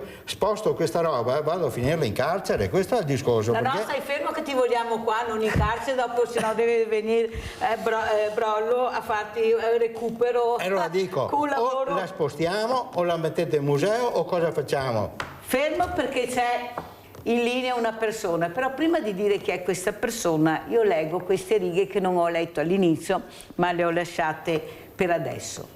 Solo allora si accorge di non venire ascoltata, perché l'attenzione di Leon si era concentrata sul magnifico pianoforte a coda verde salvia che aveva notato in un angolo dell'atrio. Ci girava intorno, ne ammirava da vicino ogni dettaglio. Poi Leon si sedette sullo sgabello, lo sguardo fisso sulla tastiera, e iniziò a suonare, riempiendo improvvisamente quegli enormi spazi di silenzio. Sapete che abbiamo in linea, leggo poco perché sapete che ho tanti ospiti, abbiamo Becic, per Paolo Becic. Buongiorno Becic, grazie di questa telefonata, di questo libro che io leggo quasi tutte le mattine. Ecco, cosa vuole dire e come vuole salutare questi graditi ospiti che lei conosce bene e che ho avuto la fortuna di conoscere grazie a lei. Prego Becic. Buongiorno, grazie mille per quanto lei sta facendo per promuovere questa storia. Ho saputo che ogni giorno... Sì, prego. Sì, la sentiamo bene, Becic. Ecco, no, volevo ringraziare innanzitutto lei, perché so che da tempo, ogni giorno, comunque molto spesso, cita questo libro, quindi mi fa piacere che sia entrato nel suo cuore. Questa storia ripercorre qualche cosa che è avvenuto 100 anni fa, eppure così amata e apprezzata dai ragazzi di oggi. E ringrazio tanto imprenditori come Perin e Grollo, che invece non conosco, ma sto apprezzando dalla trasmissione, perché hanno il grande merito di amare, di avere tanta passione per il recupero storico, che altrimenti andrebbe spesse volte perduto. Quello che volevo dire in diretta è che ci sarà un evento importante a San Bendegnano, quindi ringraziamo il comune di San Bendegnano che ha avuto questa sensibilità di cogliere al volo, come ha fatto lei, questa storia, e la riproporrà da settembre addirittura fino a novembre attraverso vari eventi che porteranno a far conoscere alla popolazione tutta questa storia, analizzandola da tanti punti di vista, e credo che ne diventerà un bellissimo spettacolo. Ci ha fatto bene a chiamare, la ringrazio per le parole, ho ricevuto anche ieri i complimenti per la lettura del libro, in quanto anche come gesto da un cantautore molto attento alla storia del proprio territorio e alla vita. Vuole dire qualcos'altro o basta così, Becic? Ma l'ultima cosa che vorrei dire è che molte persone mi dicono: ma questo libro in libreria non lo trovo. La libreria non si trova, ma l'editore lo può far arrivare. Questo non è un messaggio commerciale, ma di ordine pratico di servizio, e se no su Amazon naturalmente, perché è un libro che è anche in inglese e quindi si muove in ambito internazionale. Sono contento perché abbiamo venduto qualche migliaio di copie già, e questo vuol dire che questa storia ha aperto tanti cuori e non solo il suo. Ma grazie di averlo fatto qui in zona, ne abbiamo bisogno di persone come lei, grazie mille. Grazie a lei Becis, grazie veramente. Allora Brollo, ecco, l'imprenditoria molto vicina al territorio. Sai, io ho avuto un imprenditore diversamente giovane e ho chiesto la differenza che c'è tra gli imprenditori di una volta, i nostri vecchi imprenditori, che con la quinta elementare sono diventati grandi nel mondo, e gli imprenditori di adesso. Sa cosa mi ha risposto? Gli imprenditori di adesso sono finanzieri. Pensano alla grande finanza e non alla persona come facevano una volta, e al lavoro della persona. Ecco qua la dignità dell'uomo. Tanto è vero che la prima cosa facevano le case vicino alle fabbriche, perché sapevano l'importanza dell'operaio. Prego Brollo. Sì, è vero questo è vero. Costruivano, abbiamo degli esempi di grossi imprenditori del Veneto che costruivano addirittura le colonie sui paesi, nelle spiagge, per mandare i figli dei propri dipendenti in spiaggia a fare le vacanze. Oggi purtroppo questa attenzione alla socialità è sempre meno, forse ci ha diviso un po' il sistema informatico, forse un po' l'evoluzione, i tempi cambiano, bisogna adeguarsi.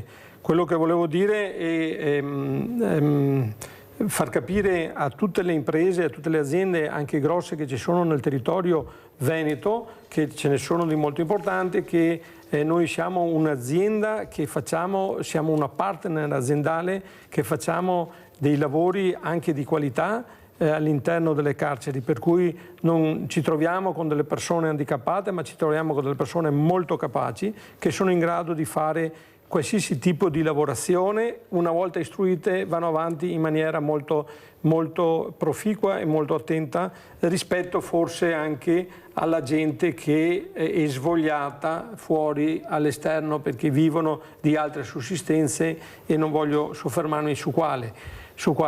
Diciamo che i lavoratori il detenuto all'interno del carcere è quello che sceglie di lavorare e perché ha voglia di lavorare, ed al di là di quello che si può pensare che hanno uno sgravio della pena perché per buona condotta poi li lasciano anche uscire a trovare la famiglia magari il venerdì, sabato, domenica, se hanno una buona condotta, e hanno uno sgravio di pena se lavorano in maniera diligente. Però c'è proprio la volontà di questi detenuti di mettersi in gioco e di riuscire a fare e a dimostrare quello che magari per una persona che vive all'esterno è scontato. Loro hanno proprio una rivincita nella società, quelli che hanno voglia di lavorare. Vogliono riprendere in mano la loro vita, praticamente. E vi assicuro ce ne sono tanti. Sono d'accordo con lei.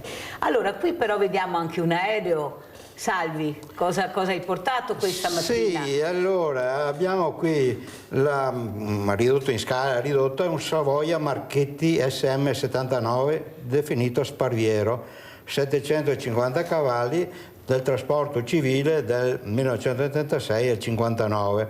Stabiliti record anche molto importanti a 3 motori radiali Alfa Romeo stellari, faceva 430 km all'ora. Allora, questo è un restauro fatto sempre dal nostro amico Adriano Caminotto, quello salutiamo, che aveva il museo della civiltà contadina di Boccafossa, Torre di Mosto, che purtroppo gliel'hanno praticamente fatto distruggere, e io qua mi appello adesso al nuovo sindaco che è andato su, che è un ex vigile urbano di San Donà di Piave, che prende in mano la situazione, perché io mi sono interessato tante volte con Zaia, con tutti i politici importanti eccetera, per ricordare che hanno restaurato le vicine scuole di Boccafossa per realizzare il museo da spostare dalla Barchessa in questa ale. Hanno ottenuto 2 finanziamenti europei e l'hanno rifatto, però lì c'è un signore che fa una collezione, che fa mostre di pittura contemporanea che non c'entra niente con la storia. Quindi hanno presentato le foto alla Comunità Europea con tutti questi documenti, delle foto storiche eccetera, e invece hanno recuperato i soldi da un'altra parte, e io vorrei chiarire questa cosa qui. Quindi che il sindaco si attivi per cortesia per andare a fondo per questa cosa di riportare i reperti che sono adesso dispersi in 1000 parti in varie barchesse di contadini in giro, che venga recuperato tutto questo materiale storico, perché lo merita Adriano Caminotto. Per portare nel museo che aprirai. Esatto, nel museo lì di Bocafossa. Il museo che mi spiegavi. Sì, perché in queste due strutture delle ex scuole è stato ristrutturate con finanziamenti della regione e europei. E io voglio capire questa cosa c'è sotto. Giusto. Perché da una cosa fanno un'altra. Allora, aspetta un attimo, perché abbiamo Daniele che è già caduta la linea da Vedelago. Vai Daniele. Pronto, buongiorno. Intanto volevo salutare a Nadia. A parte questo qua, volevo dire che sabato l'avevo chiamato per il comune. Oggi ho chiamato il comune e io ho mandato a segretare debiti da parte nostra. L'IMU lo pagherà anche a dicembre e siamo a posto. E ho capito Mirella che qua quel comune è meglio sa perdere, guarda. Faccio io Daniele, non ti preoccupare, sai che io se posso cerco di aiutarti. Mirella, vai. Se mi potete fare un piacere, portare il chirurgo del campo San Piero a Sveglia Veneti, perché dobbiamo operare mia mamma a gamba.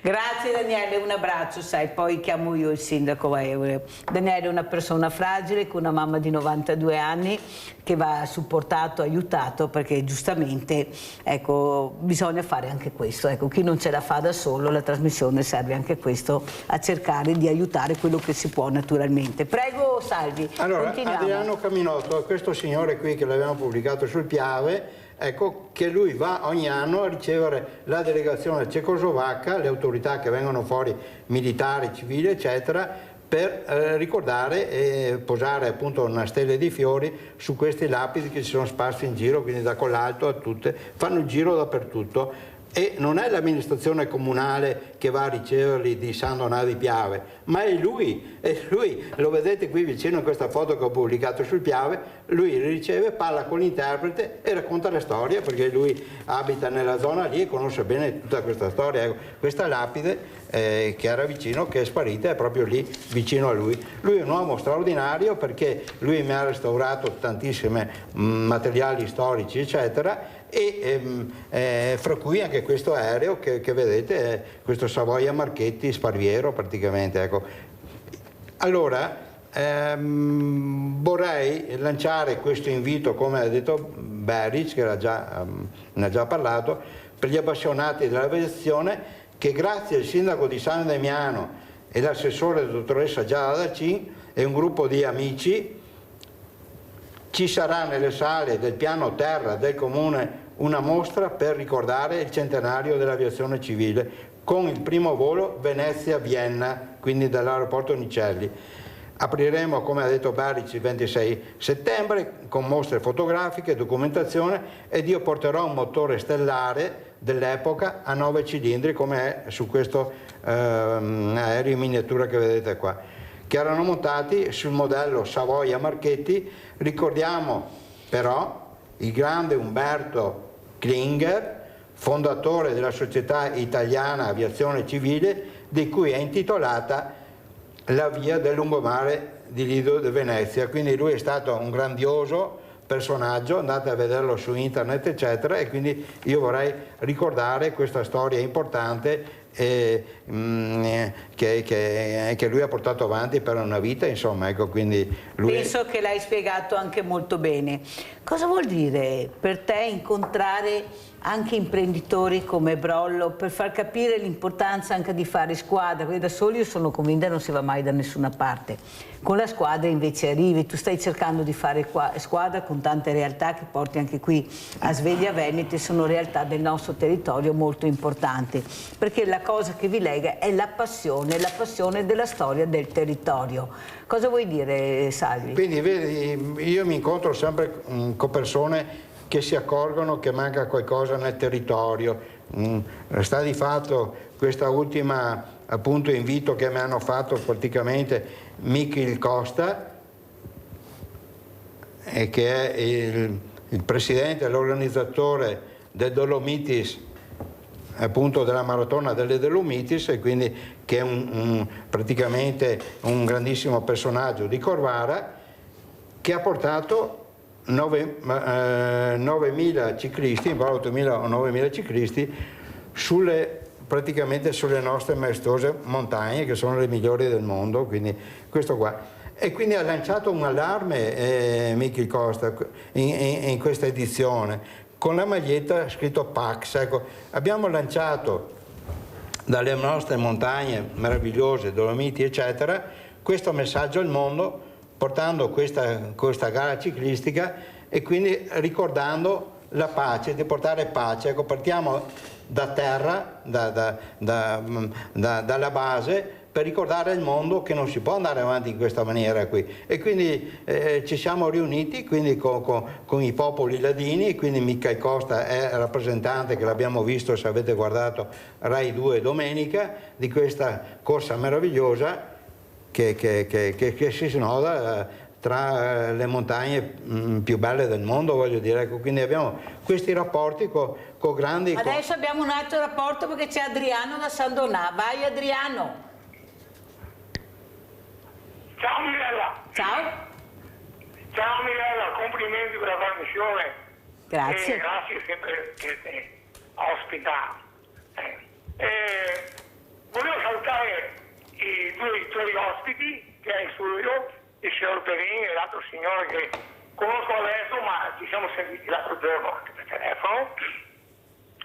Vedo che davanti hai una cosa che conosco molto bene, perché il signor Perini, hai capito, quando ha qualcosa che non va, chiama Adriano, viene qua e così io mi diverto a restaurare. Ho sentito, io quando sento il signor Perini dire delle cose, che conosce molto bene la nostra storia,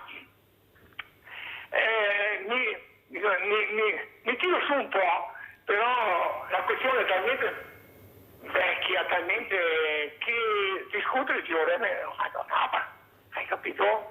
Quindi io con il signor Perin ha la stessa passione mia, quindi io è un po' di anni che conosciamo, e anch'io ho fatto, vado in giro come lui nelle sue parti, che raccoglie pezzetti di storia, li fa conoscere, li porta a conoscenza. E ti dico una cosa, persone così, non ho altri che dicono, scusa il dialetto, sono sento una e sono mie neanche una.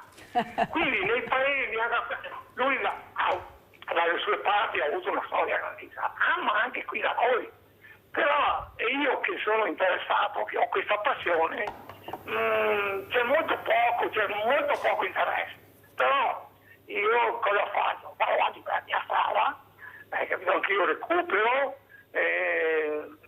metto a posto.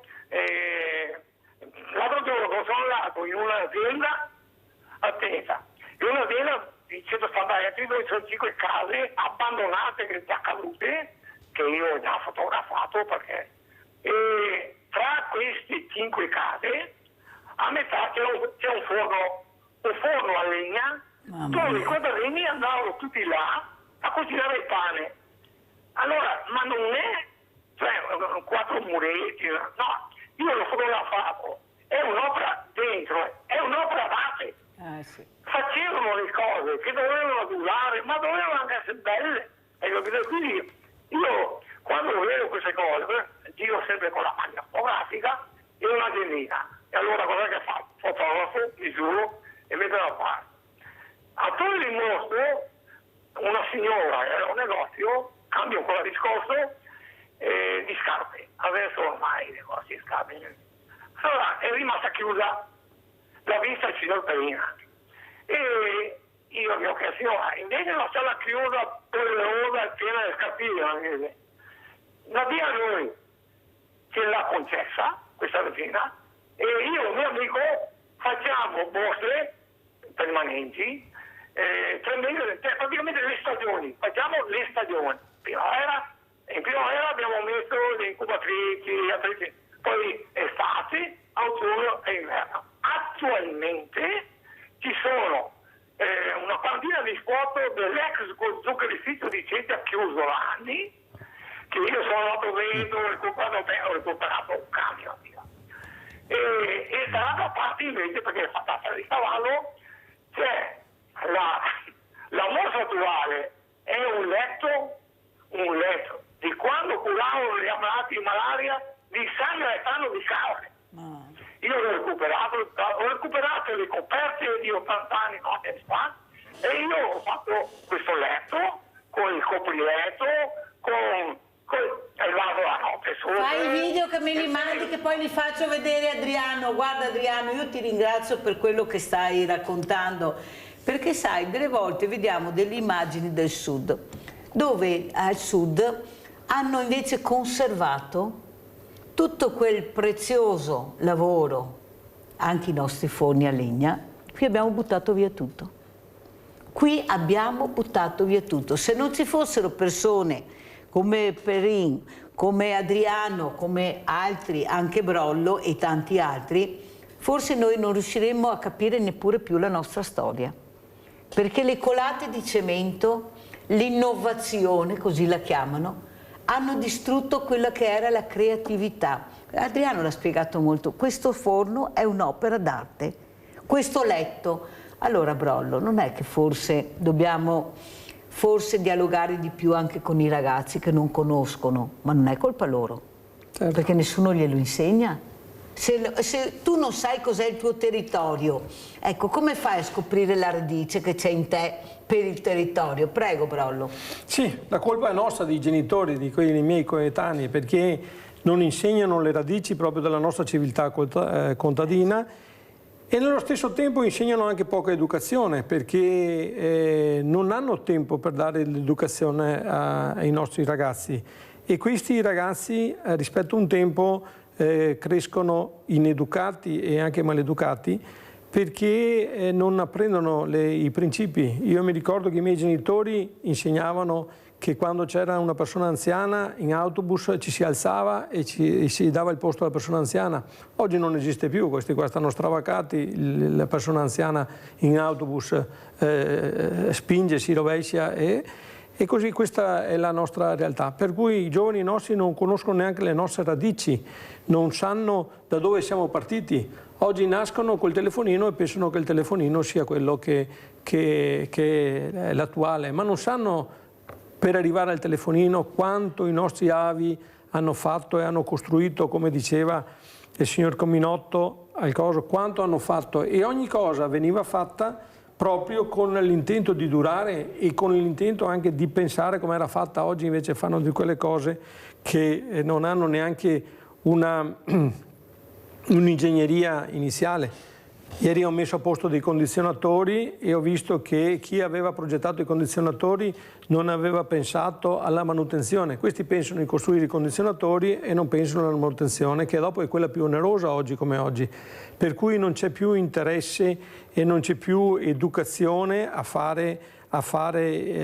capire come si fanno le fasi del lavoro. Brollo, noi dobbiamo vedere però anche i lati positivi di quei ragazzi invece che avrebbero voglia di imparare, di costruire, e sono quelli che scelgono la formazione al posto del liceo classico o del liceo scientifico. E siamo arrivati nel 2026 forse per capire, visto i numeri che ci hanno dato, che questi ragazzi invece vogliono fare formazione, che hanno capito l'importanza della manualità, di creare. Ma non è colpa loro, è colpa di qualcun altro che li ha indirizzati, compresi i genitori. Se mio figlio non è medico non è nessuno, se mio figlio non è avvocato non è nessuno, e così via. E loro invece si sono ribellati e hanno detto, e forse hanno capito, basta vedere le start-up che stanno nascendo anche nel nostro territorio, sono formate tutte da giovani. La robotica ad esempio. Loro lavorano con l'intelligenza artificiale, ma gliel'hanno messa in mano gli adulti, non loro. Gli adulti che avrebbero dovuto invece accompagnarli anche in un percorso di storia che è la loro storia e le loro radici. Cosa dici Perin? Tu hai 2 figli, hai nipoti? Ma vedi, sta ruotando questa cosa qua io mi ricordo quando sono partito nelle attività eccetera, giovane a 20 anni, e quindi l'interesse che era con le associazioni di artigianato Treviso eccetera, che si faceva dei corsi in continuazione, quindi la manualità, tutte queste cose qui, di capire un po' la contabilità e tutto quanto, perché è logico che oggi bisogna avere è l'ufficio che guadagna, diciamo così, perché bisogna anche avere una resa, perché sennò le attività non vanno avanti. Quindi era un'impostazione diversa, quindi il tempo che si dedicava era molto importante, quindi naturalmente anche non togliendo lavoro e giorno si faceva i corsi alla sera dopo il lavoro. Adesso io non vedo più nessun coso, niente, sia associazione dell'artigianato, dopo sono passato all'API, anche lì era tutto un discorso importante, quindi facevamo viaggi all'estero eccetera. Mi ricordo un bel viaggio a Singapore, che abbiamo trovato lì tante imprese. Io mi ricordo a Singapore, arrivare a Singapore e vedere più di 100 gru e leggere il nome in cima Comedy, fatti qui a Belluno, voglio dire, quindi c'era veramente un corso. Oggi bisogna stare molto attenti, insomma, perché si sta presto a ricevere il sgambetto nella situazione delle attività, quindi bisogna aprire gli occhi, ragazzi, quindi sveglia Veneti, quindi veramente sì. Grazie, ho sentito Caminotto, quindi Adriano, mi raccomando, tieni botta, tieni duro, quindi facciamo un incontro col sindaco per vedere di recuperare tutte le tue cose che hai, perché migliaia di pezzi, hai lavorato per decenni, tutta quella cosa lì, quindi alla Barchessa eccetera, quindi andiamo avanti, perché io ho tantissime attività da fare, voglio dare una mano. Difatti adesso stiamo facendo anche una nuova cosa, se posso dirla a questa qua Mirella, che siete tutti invitati alla prossima artigianato a vivo di Cison Valmarino, 8-16 agosto, grazie al presidente Simone Moret. Realizzeremo una piccola mostra con 3 antiche motrici di treni, quindi 3 vecchi treni che operano di piccoli ma anche di grandi, ricordando l'antica ferrovia del 1913, Susegana, Pieve di Soligo, Follina, Cison, Revine Lago, Vittorio Veneto, faceva tutto il giro. Sto chiedendo ai sindaci di Tarso e Rivine il patrocinio per il recupero nei laghi di un treno caduto al tempo del transito del periodo della Grande Guerra, poi una barca dentro nel lago austro-ungarica e di un aereo che si è raccontato caduto nel lago. Ecco, ci sono delle tanta roba Perin, tanta roba. No, fantastica, quindi questo libro qui importante di coso che troverete Lucio Tazzoliol, che dirige la biblioteca di Tarso, è una miniera di cose, quindi racconta per filo per segno, non sono storie, quindi adesso io devo recuperare appunto persone importanti con dei metal detector importanti, di vedere nel lago dove c'è questo aereo, questa barca, e che è caduto questo treno con il materiale eccetera, quindi chiederemo aiuto anche ai imprenditori per fare questo recupero e realizzare magari sul posto una sala per visitare e vedere questi pezzi che sono della vecchia ferrovia, insomma, che interessa moltissimo, quindi questa ferrovia, il treno, ricordate c'è quella foto che gira del treno che girava in piazza a Pieve del Soligo, che purtroppo c'è solo 1 o 2 foto, eppure siamo prima guerra mondiale, gli austriaci avevano un sacco di macchine fotografiche, però è sparito tutto e adesso bisogna fare delle ricerche a Vienna, perché a Vienna hanno tantissimo materiale. Quando sono stati qua gli austro-ungarici fotografavano tutto il territorio, ma con centinaia, migliaia di foto, sparito tutto. Allora noi ringraziamo Dio ti salvi Perin, l'ora è già terminata, grazie di essere stato con noi, grazie anche a Francesco Brollo, imprenditore, continui così Brollo, vedrà che veramente diventeranno una risorsa e non un problema queste persone che lei sta cercando di dare dignità. Grazie ai miei ospiti, pubblicità.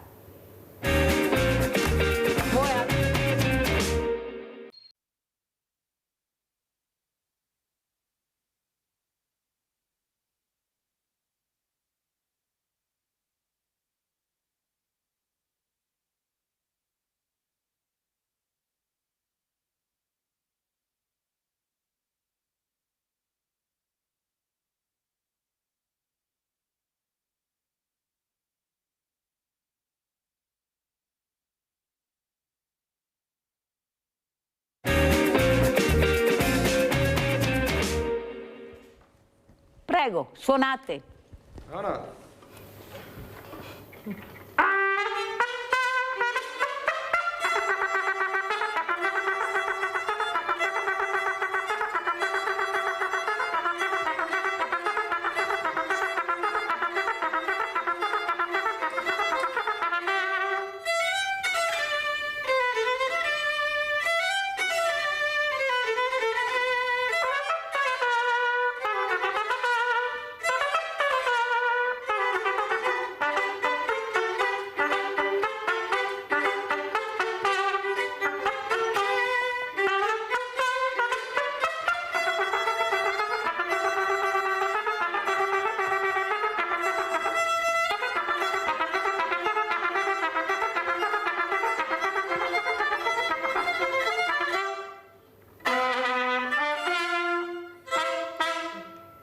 Ah, che bravi. Bravissimi, bravissimi, buongiorno, buongiorno. E saluto Gianni Marini che ha accompagnato questi musicisti assieme a questa bellissima ballerina messicani anche i musicisti. Allora Gianni, cosa succederà con la pastoria del Borgo Furo a Treviso, in piazza Aldo Moro? Prego, anche quest'anno, quanti anni sono ormai Gianni, che presenti questi gruppi folcloristici? Prego. Cominciamo ancora, buongiorno intanto, abbiamo ancora cominciato con le circoscrizioni in folklore, dopo che nelle pistaie, e adesso che abbiamo cominciato con stile folk, e praticamente mi pare una trentina di anni che andiamo avanti, adesso di preciso non so, hanno più o non manco, comunque, come si dice, cominciamo non solo a Treviso, ma portiamo anche sui vari comuni che sono in giro, tipo Villorba, sabato siamo a Treviso tutta la giornata. A Quinto siete stati a Quinto? No, sto anno no, andiamo a Villorba al posto di Quinto. A Villorba al posto di Quinto. Sì, dopo che avremo Casier, avremo Mogliano, Zero Branco, comunque tutti quanti itineranti, bravo. Allora presentiamo anche questi graditissimi ospiti, questa bellissima, guardate quanto è bella, com'è vestita, questa bellissima signora, come si chiama? Leila. Allora, non parli italiano Leila, però Gianni spiegherà l'importanza del ballo e della tradizione messicana. Prego Gianni. Questo anno siamo al Messico perché questi signori qua hanno detto che abbiamo avuto uno scambio 2 anni fa. Siamo stati sul suo paese in Messico. Come siete stati accolti? Mamma mia, festa dalla mattina alla sera, il ragazzo al sangue, cioè, cerchiamo anche noi di contraccambiare, perché già arrivai a luni, adesso comincia ad arrivare un po' tutti, stanotte siamo andati anche a un gruppo da Georgia, adesso arriverà un gruppo dal Brasile e dopo c'è anche un gruppo che solo che per sabato anche da Germania.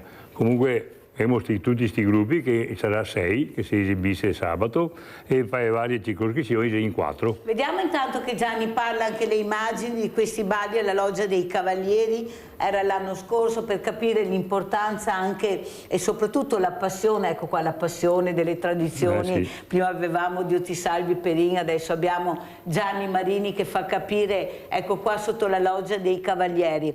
Cos'è la passione che anche ti ha accompagnato fin da bambino a conoscere il territorio, le radici, la storia e soprattutto la stai cercando di portare anche nelle scuole? Prego Gianni. Sì, una passione che mi riguarda solo che me, perché io ho cominciato a 14-15 anni, però c'è tutta la nostra organizzazione della pastoria del Borgo Furo che merita lode, perché dal vicepresidente, da tutti quanti, adesso per dire il vero non andiamo in ristorante, che se tutti i nostri componenti... Ascoltate bene, sì, è il volontariato Mirella che ti tanto te canti, se vede su queste robe qua, i allestito i letti, 127 letti, ringrazio anche il terzo circolo che mi ha dato la possibilità delle scuole, però a Prorocco e Sant'Angelo per esempio mi ha dato la sua struttura e lei fa da mangiare, da colazione, mezzogiorno e sera per quasi 15 giorni, quindi pensare che sposto che sei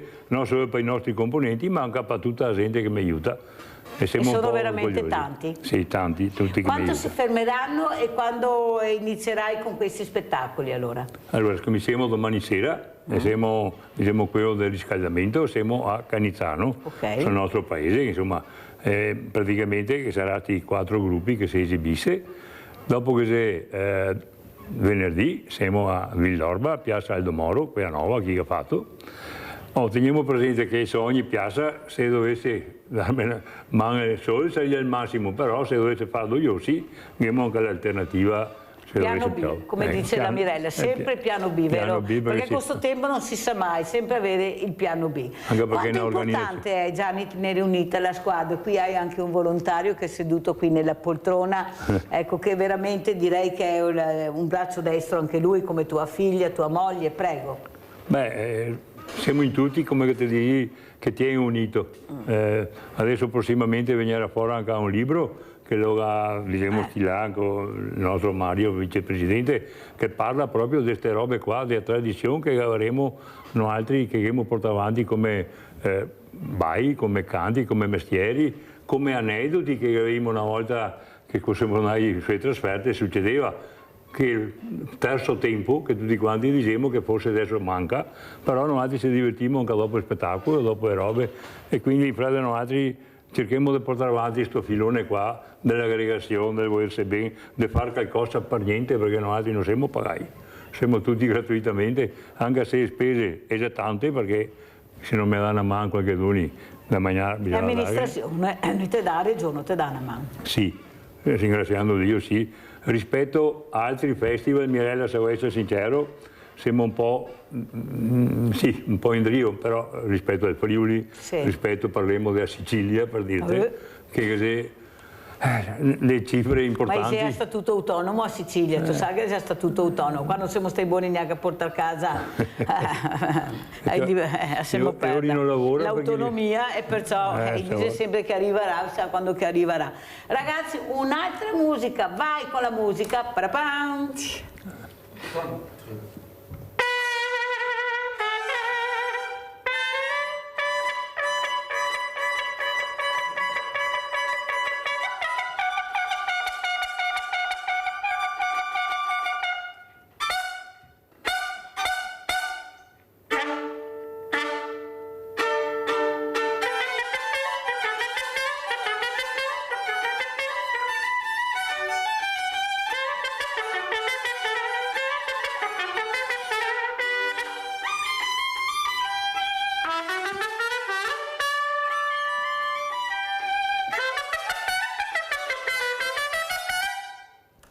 Bravissimi, bravissimi. Avete visto come si scalda presto lo studio? Anche se c'è l'aria fresca, qua ci scaldiamo bene con questa musica.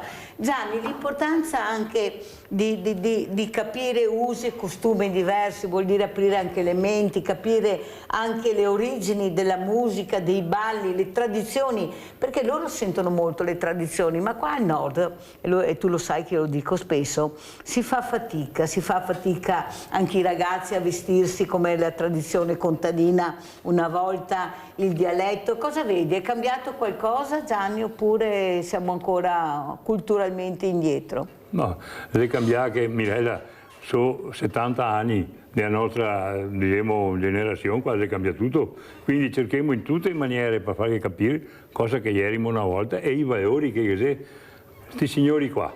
E ora dove chi va, dove chi si trova, come noi altri, perché praticamente è la stessa. Però qua, come uno di quei gruppi che adesso proponeremo, e il folklore sul sangue, e ora è nati con queste robe qua, è sempre in movimento, eravamo intrigati a tenere la ferma prima che era una fiata di musica, e ora ti vedi che è sempre... Vero Leila? Invito appunto a vedere queste persone, questi nostri spettacoli, perché vedi di chi colori, di chi costumi che si gira, è una roba meravigliosa. E il gruppo brasiliano, per esempio, che arriva in arrivo adesso da Milan, e ci arrivai all'aeroporto di Milan, è un gruppo che fa danze tribali, per esempio, vicino alla foresta amazzonica. Vedrei che gruppi che adesso hanno. Ma come fai a trovare questi gruppi? Cioè, com'è il passaggio ogni anno? Perché porti sempre novità, sempre cose nuove. Perso i problemi con la Russia e con l'Ucraina, purtroppo, però io mi ricordo anche quel servizio bellissimo che abbiamo fatto in Piazza dei Signori con questi gruppi, sono veramente belli. Ognuno esprime proprio le proprie radici, il proprio territorio, con gli abiti, con la musica, però lo sentono, ecco, lo vivono il momento. Noi facciamo un po' fatica, o sbaglio, Gianni? Sinceramente, il nostro gruppo è composto da 47 persone, adesso che ne abbiamo di più per chi mi aiuta, però in costume siamo 47.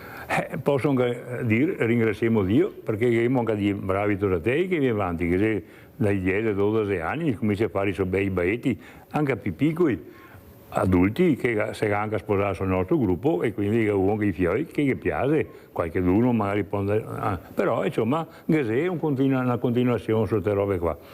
Se mi domandavi prima come che facciamo trovare questi gruppi, noi siamo iscritti a federazioni mondiali del folklore, una che è la Federazione Italiana Tradizioni Popolari, che è italiana, e questa qua mi permette anche di conoscere altre robe più grosse, quindi ISA, Brasile, Messico, Georgia, che i gruppi che abbiamo invitato, sa che a Treviso che c'è un festival e dice potremmo venire se combiniamo e noi se contattiamo se è un lavoro che dura un anno, cioè non è cominciato i giorni qua, cominciamo già da quando che finito questo a invitare altri gruppi.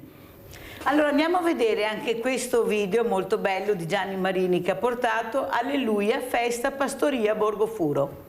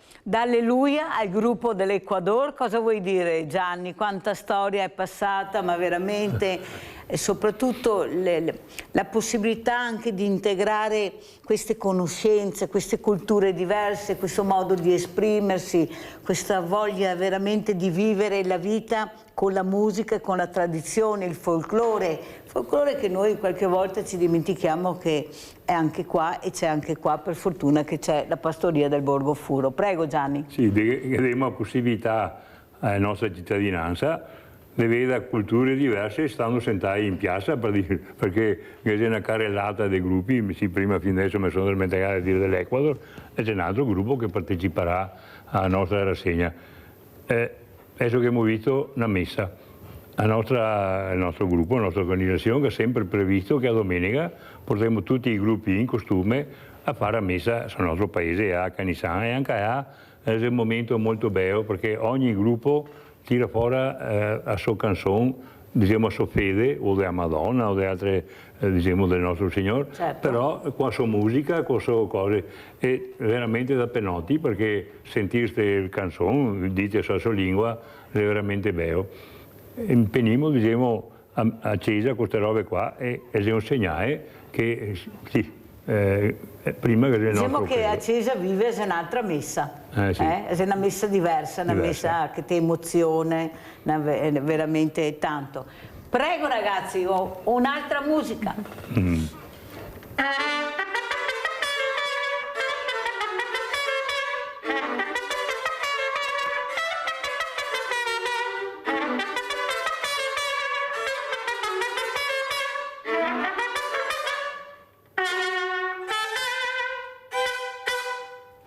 bravissimi questi musicisti. Cosa dicono? I musicisti, Mirella, che tengo a dirlo, si chiama mariachi. Mariachi, abbiamo sentito i mariachi. Senti Gianni, ma cosa dicono quando arrivano e soprattutto quando vanno via? Perché sono anni che tu accompagni questi percorsi, poi voi siete invitati nei loro paesi. Cosa vi dicono? Beh, se vuoi essere sincero, per andare per questi gruppi e via, facciamo delle riunioni, adesso abbiamo fatto in Bassa Italia, insomma, questi rappresentanti di tutta quanta Italia che fa festival. E quando che Treviso, c'è tutti quanti che vogliono venire, sinceramente. L'ultima riunione che venivamo con Mario, e c'era 4-5 che Mario chi? Mio cugnato, che è il nostro vicepresidente, e dice, poi testimoniare quello che mi ha detto, e erano in 4-5 festival che potessimo venire a Treviso, perché come che facciamo? Oltre che a portarli a fare spettacoli la sera, su per giorno che sia anche robe ricreative, che se per esempio potremmo venire a vedere la nostra Bea Treviso. Dopo va bene, sabato a vedere perché siamo sotto la loggia di Cavalieri, che è autorità che dà un presente e riceve, insomma. Dopo allora sera. sia Piazza Aldo Moro che anche Loggia di Cavalieri, allora dopo la premiazione, diciamo, il riconoscimento. Esatto, è la mattina che c'è la Loggia di Cavalieri per riconoscimento. E che si è aperto al pubblico, poi vede tutti. E a sera che c'è il spettacolo vero e proprio sulla Piazza Aldo Moro, questo è del sabato. Questo è molto importante. Sì, domenica avevamo la messa, come ti dicevo. E dopo lunedì carichiamo tutti su un barcone del nostro amico Stefanato e andiamo a Venezia con la Formula Nova. Cosa che facciamo? Partiamo il pomeriggio, facciamo il tragitto, muoviamo a 3-4 ore, chi va a fare un giretto per Venezia, e dopo sera alle 8 da nuovo in barca e a festa fino a mezzanotte. Che bello, sì, che bello. E questo qua si è sparso i vosi e tutti quanti i rabbiosi si fanno il giro qua. E ora... Certo, è un bel giro, veramente un bel giro. Sì. Ascolta Gianni, un'altra cosa importante, cosa vuol dire anche trasmettere la tradizione ai bambini? Ecco, cosa dicono i bambini? Perché noi parliamo sempre delle persone diversamente giovani, degli adulti, ma i bambini, ecco, quando tu cerchi anche all'asilo di far capire l'importanza della loro storia, della loro radice, come vedi questi bambini? Sono interessati? Ad esempio il dialetto, lo parlano, non lo parlano? Ti ha toccato un tasto. Beh, i bambini potete parlare del folclore a bocca aperta, sinceramente, dopo magari questi più grandetti ti snobba o magari tutti che stanno attenti, però i tosatei sì, anche perché abbiamo tanta storia dal nostro fiume, per esempio, che quando che parleremo delle Anguane, che parleremo del Cason dei Sette Pastori, del Massariol, delle Stroeghe, delle Streghe, cioè che dei personaggi mitologici che ci piace, però che era anche diciamo un po' di verità, tipo i pescatori o la gente che lavorava sul Sil e andava a tagliare strame che serviva per fare careghe, per quelle dei paieri, poi pazze. Cioè... Nel periodo tutto? Sì, beh, nel periodo tutto sì, da barca pantana, che è la barca liscia sotto e spinta a pertica, adesso che c'è i canoe, i kayak, vabbè, comunque c'è un modo diverso di vivere il fiume. Non si vive più come una volta, questo sì è vero. Noi, Mirella, abbiamo creato con il nostro gruppo, al martedì, dopo il festival, a mattina, sempre sulla Loggia di Cavalieri, con tutti i gruppi, che domandiamo a ognuno che mi descrive il suo costume, il suo modo di mangiare, il suo modo di suonare, che strumenti che ha, e anche i vini, quello che ha è tipico del suo paese. E questo qua vogliamo proprio che abbia una continuità perché è un patrimonio dell'UNESCO, questo discorso qua. È veramente un patrimonio molto molto importante e soprattutto anche la sicurezza. Ecco, adesso in questi giorni abbiamo, tu senti, non solo in questi giorni ma sono mesi, c'è un problema di sicurezza. Ecco, tu come vedi questo problema di sicurezza anche quando vai negli altri paesi, oppure cosa raccontano loro quando arrivano nel nostro? Prego. Sinceramente, fin adesso che ancora da succeda certe robe, quando che noi ti tocca direttamente, oramai ti pensi che il problema non che sia, però in realtà è vero che se da cose che poi dipendono, non so neanche a me Mirella. So che con i nostri gruppi qua, nelle 4-5, viviamo tutti in tranquillità, cioè il nostro scopo non è quello di fare baruffa, è quello di trovarsi tutti insieme, l'allegria, fare una cantata. Ed è, come ti dicevo prima, scambiarsi queste nozioni le varie tipologie di ogni nazione che è. Ma quando vai negli altri paesi, ecco, tu hai girato abbastanza, tu ti senti sicuro oppure ti senti più sicuro qui in Italia? Come che ti ripeto, non è mai successo niente, sì, mi sento sicuro perché, vabbè, siamo andati in la sua città e ti dice sta attento qua, sta attento là, però sinceramente non mi è successo niente.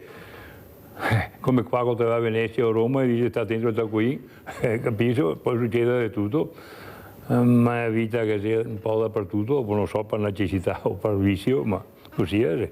Allora, torniamo invece non è questo. Alla storia del dialetto, ecco, questa lingua che tu sai che parliamo molto anche qui a Sveglia Veneti, però che i bambini e i giovani la parlano poco. C'è un ritorno che tu vedi oppure ancora si fa fatica a capire che è bello imparare e anche conoscere il dialetto, che è una lingua poi alla fine detta dagli esperti? Purtroppo non è un ritorno, perché anche me ne voglio, insomma, magari dove da te e mi cerco di parlare in dialetto, così io bisogna che ti parli indietro, che dico Samuele, Nicolò, sì, ma non mi capisce se parlo indietro, ma santo cielo, ma stai a mo' in che ti ha un costume addosso, secondo me Mirella bisognerebbe lavorare più sulle scuole, sulle scuole che magari, non so, magari sono una settimana o sono 15 giorni, li fai venire come noi altri, così che parliamo indietro, in modo di insegnare anche certe parole che va scomparendo. Bisogna che magari torni in auge, insomma, se peccato per la nostra lingua, anche perché te vedi me, sinceramente parlo sempre indietro, rare volte che mi metto a parlare in italiano, fanno anche qualche strambotto perché noi essendo abituati, comunque. Strambotto, era tanto che non sentia è strambotto, però te che ha detto un strambotto, vi ricordate che una volta si sentiva anche questa parola? Eppure i trevisani nel mondo continua col dialetto e continua anche coi nomi nostri, noi altri veneti invece niente da fare, siamo devo cambiare a nostra storia. Prego musica ragazzi.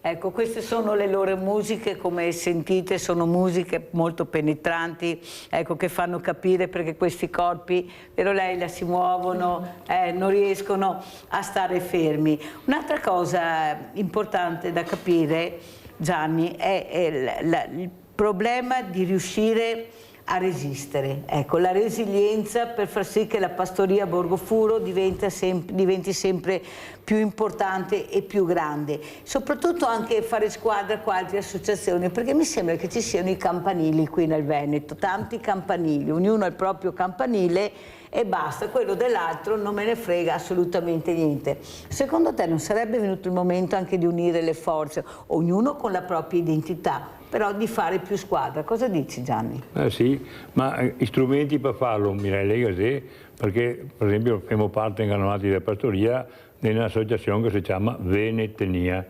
l'associazione dei gruppi folcloristici veneti.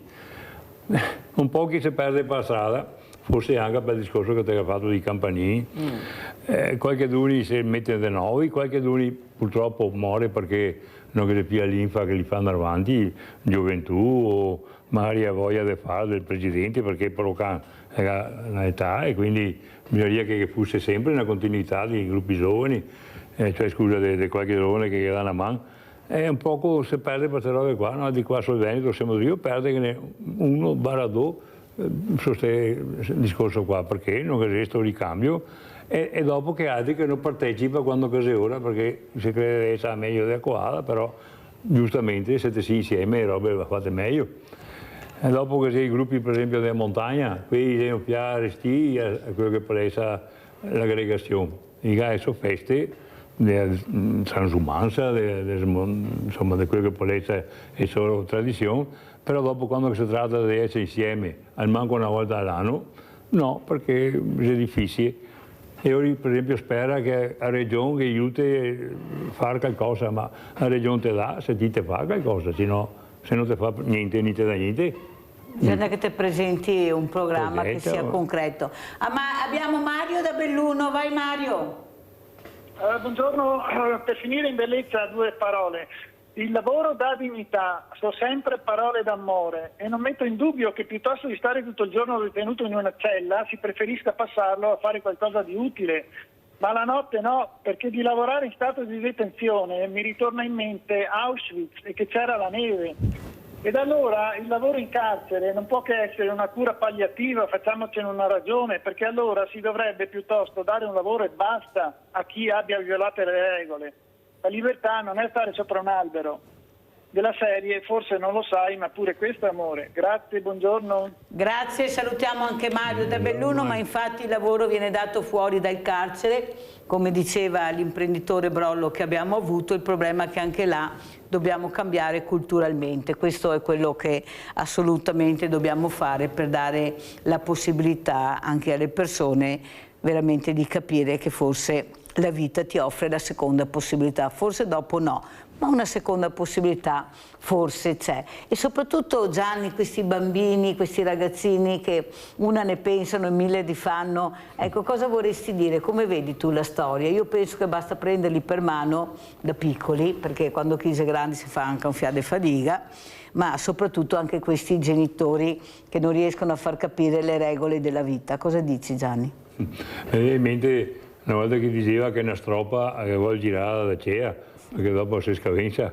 se volta è vero, noi altri mi ricordo perché era anche una volta stato qualche baruffetta, perché specialmente, non so, 4 video con i mestrini che erano piade ogni volta che te trovai che era qualcosa, però dopo se andava a finire... C'hai scazzottate che sempre stai, vero Gianni? Ma sì, ma no, da cortei, da robe che dopo... Eppure se avevi i cortei, perché ieri brito in scarsea, ma non sì. Era per dare e pugnalare a persona, era per lavorare legno, per fare altre robe, o sbaglio Gianni? A brito serviva per incalmare anche i frutteri, una volta si adoperava gli animali per il traino, per i cavalli, che roba, magari se succedeva un'emergenza era per tirare via i punimenti, per liberarli, cioè a brito era un accessorio di quello che poteva essere il nostro... Per Puteo poteva averlo benissimo in scarsea.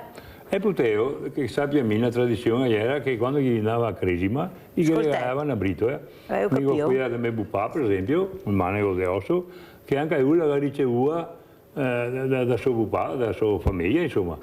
Mi speravo di dare a Menegodito, suo papà che me ne avevo detto io, grazie del pensiero, ma dopo che mettiamo su un quadretto che mi era più scarsea, sa che c'è diversità. E come cibi cos'è che questi gruppi quando arrivano qua, perché tu cerchi anche di dare tutti i prodotti locali, far capire i prodotti del territorio, cosa dicono del nostro cibo?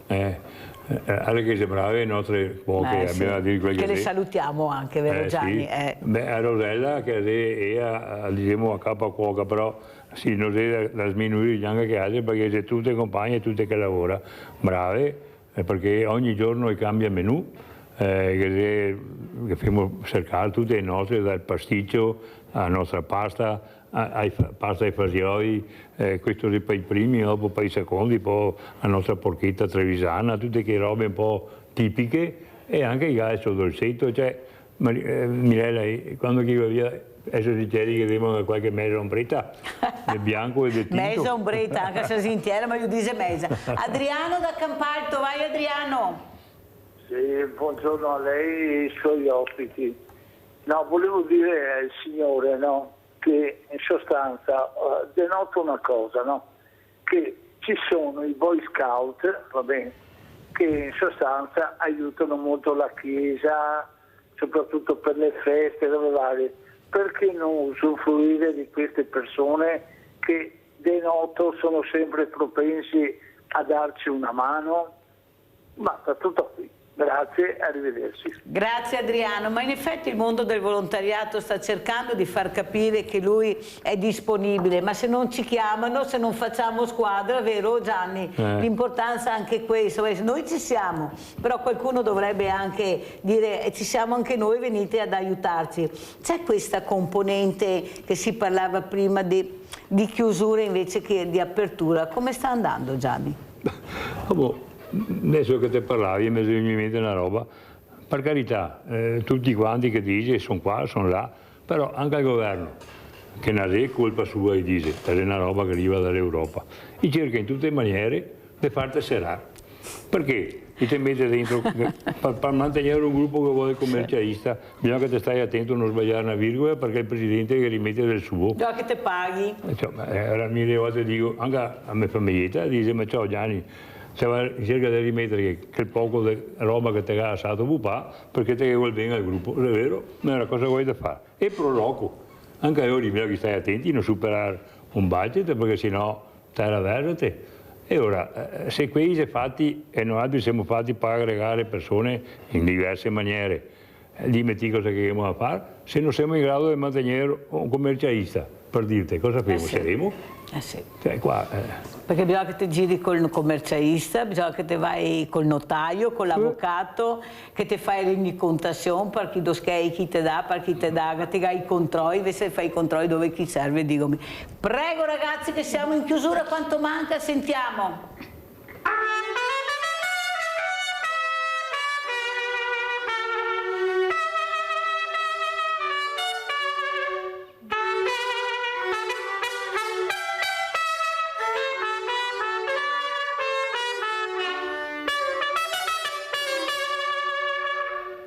Che bella, che bella. Cioè, mi fa venire in mente i film di Sergio Leone, i western, ecco, gli indiani, vi ricordate quanto bello, anche veramente le serate di Ennio Morricone, vi ricordo suo, hanno avuto un successo enorme. Senti Gianni, un'altra cosa che volevo capire è anche gli strumenti. Tu che con tutti questi strumenti che stai cercando di portare anche quando fai queste rappresentazioni nelle piazze, i ricordi, ecco, ma i giovani capiscono questi strumenti che fai vedere?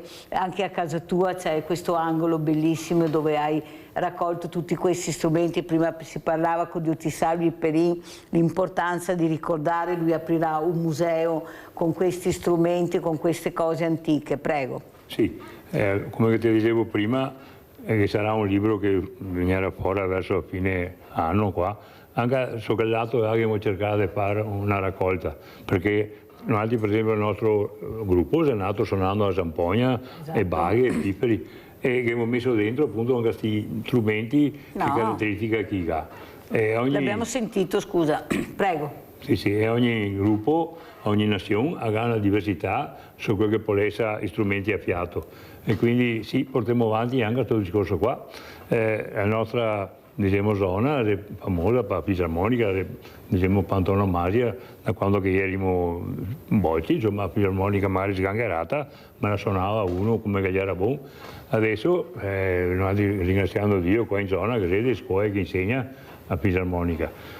Tipo i tosatei, te mi domandi. Sì, uno che per esempio ho sentito che sai racque e andava a tempo, una bella reccia, e ieri altro che mi ha fatto portare a un altro componente che è diplomato in percussione, ho detto ti te una gran cassa, te sai che è grande, che te pum pum, e insomma sì, portami qua che proviamo questo bel toratello, ma insomma ieri sera abbiamo fatto prove e via, ed è da un po' che delle volte che insomma ton e adesso lo porteremo anche in piazza perché merita e io vedo che si applica, bisogna dare atto e soddisfazione, se magari un'attitudine a suonare qualche strumento bisogna farlo, favorire insomma. Senti, adesso che sei il nuovo presidente della regione Alberto Stefani, che sembra molto vicino al sociale e alle tradizioni, speriamo che lo lasciano lavorare, dico io, perché tra falchi, colombe e falche e travestimenti qua non se ne viene più fuori. Cosa vorresti dire al presidente Alberto Stefani? Che voglia bene anche al nostro settore, fin adesso che ha dimostrato, come invece l'amministrazione, che mi ha sempre aiutato. Speriamo che mi aiuti ancora, perché se manca l'aiuto anche delle regioni e ora non andiamo più avanti. Non te ne va più fuori, non te ne va fuori. È importante veramente questo supporto anche per far capire, visto che penso sia anche il partito che prima di tutti ha sempre detto prima il Veneto, prima i Veneti, e il Veneto vuol dire anche il folklore veneto, vero Gianni? Sì, sì. Un aiuto alla storia, prego. Abbiamo fatto un mese fa una riunione di tutti quanti le regioni d'Italia qua a Treviso. Com'è andata? La gavo sua a furor di popolo, Mirella, abbiamo fatto un successo. Ecco. Perché praticamente adesso non per togliere niente a nessuno, ma sono certe regioni, non è che sia le strutture che abbiamo qua. abbiamo portato il suo noto albergo qua del Treviglio e sta in primis con SAE di riunione, con tutto quello che era.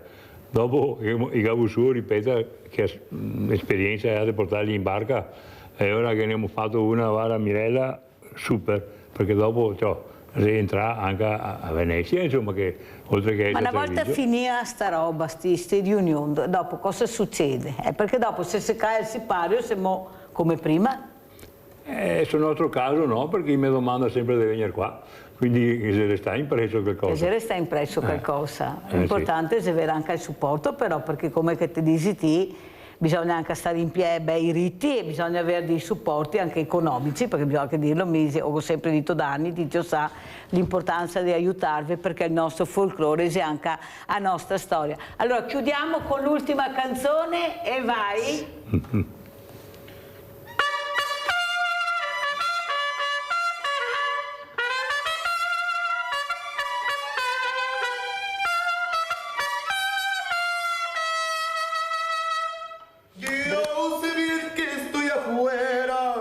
Pero el día en que yo me muera, sé que tendrás que llorar. Dirás que no me quisiste, pero vas a estar muy triste y así te vas a quedar.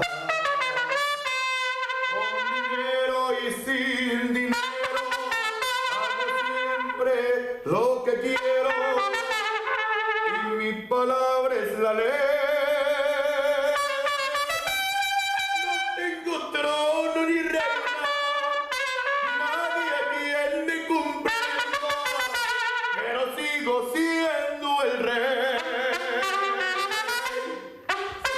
Bravissimi, bravissimi. Grazie. E con questa bellissima musica vi saluto, ringrazio Gianni Marini, grazie Laila, grazie tantissimo a questi meravigliosi musicisti, grazie, grazie, adesso andiamo a vedere il vostro assegno a chi è andato. Tanti no, tanti bisogna arrangiarsi, cosa dobbiamo dire, cosa dobbiamo fare per cercare di far capire che questa famiglia va aiutata. Guarda, il problema non è solo di loro, è anche di molti altri. Loro hanno la fortuna che la Carla ha un carattere, come si dice, proattivo, che li abbiamo conosciuti già a suo tempo. Ho conosciuto Emilio quando si è venduto il camion per assistere i suoi genitori. E quindi poi con la malattia gli hanno tolto tutte le patenti, le cose, poi lui si presenta benissimo perché è bravo a presentarsi, no? Ma chissà le malattie che ha, quali sono le conseguenze, insomma si mette la mano sulla coscienza. Allora pensavo che avessero risolto perché poi la Carla aveva trovato un lavoro ma faceva la badante e cosa è morto il vecchio e siamo tornati alla carica anche col sindaco, a parte che come se in questo momento li abbiamo sostenuti noi come onlus, ma per vedere cosa trova. Ora non è facile neanche per il sindaco, però se non trova la soluzione a questo problema è inutile che facciamo le piste ciclabili o le altre cose, cioè le persone vengono prima, insomma, e quindi adesso vediamo cosa succede. Si sta impegnando perché lo so che non è facile neanche per lui, ma se è necessario andare a rompere le scatole in un altro posto lo faremo. Questo l'ha detto anche lo sceriffo Gentilini, prima le persone e dopo tutto il resto. Allora adesso noi prendiamo l'assegno. Allora Carla, questo è l'assegno della grande famiglia di Rete Veneta. Che dire grazie, grazie, grazie di tutto. Cosa vuol dire per te questo aiuto, Carla? Tutto, tutto. Respiro, vederlo un po' sereno e vivere un po' sereni. E noi ogni settimana, quando c'è bisogno, portiamo a casa anche la borsa perché tu possa andare avanti. Grazie mille, sì. Allora, dire la verità, quanto importanti sono i banchi solidari? Forse qualcuno non aveva capito ancora. Io quando ti ho chiamato quella sera che non potevi parlare, e l'ho detto anche al signor Botero, siamo andati dai vicini a mangiare perché non avevamo niente. Ecco, queste sono ancora una volta le nostre storie dei nostri veneti. La casa di Emilio è un vecchio casello ferroviario dove lui tutt'oggi vive. Fra poco sentirete anche passare il treno che è a 2 centimetri e così vivono le famiglie.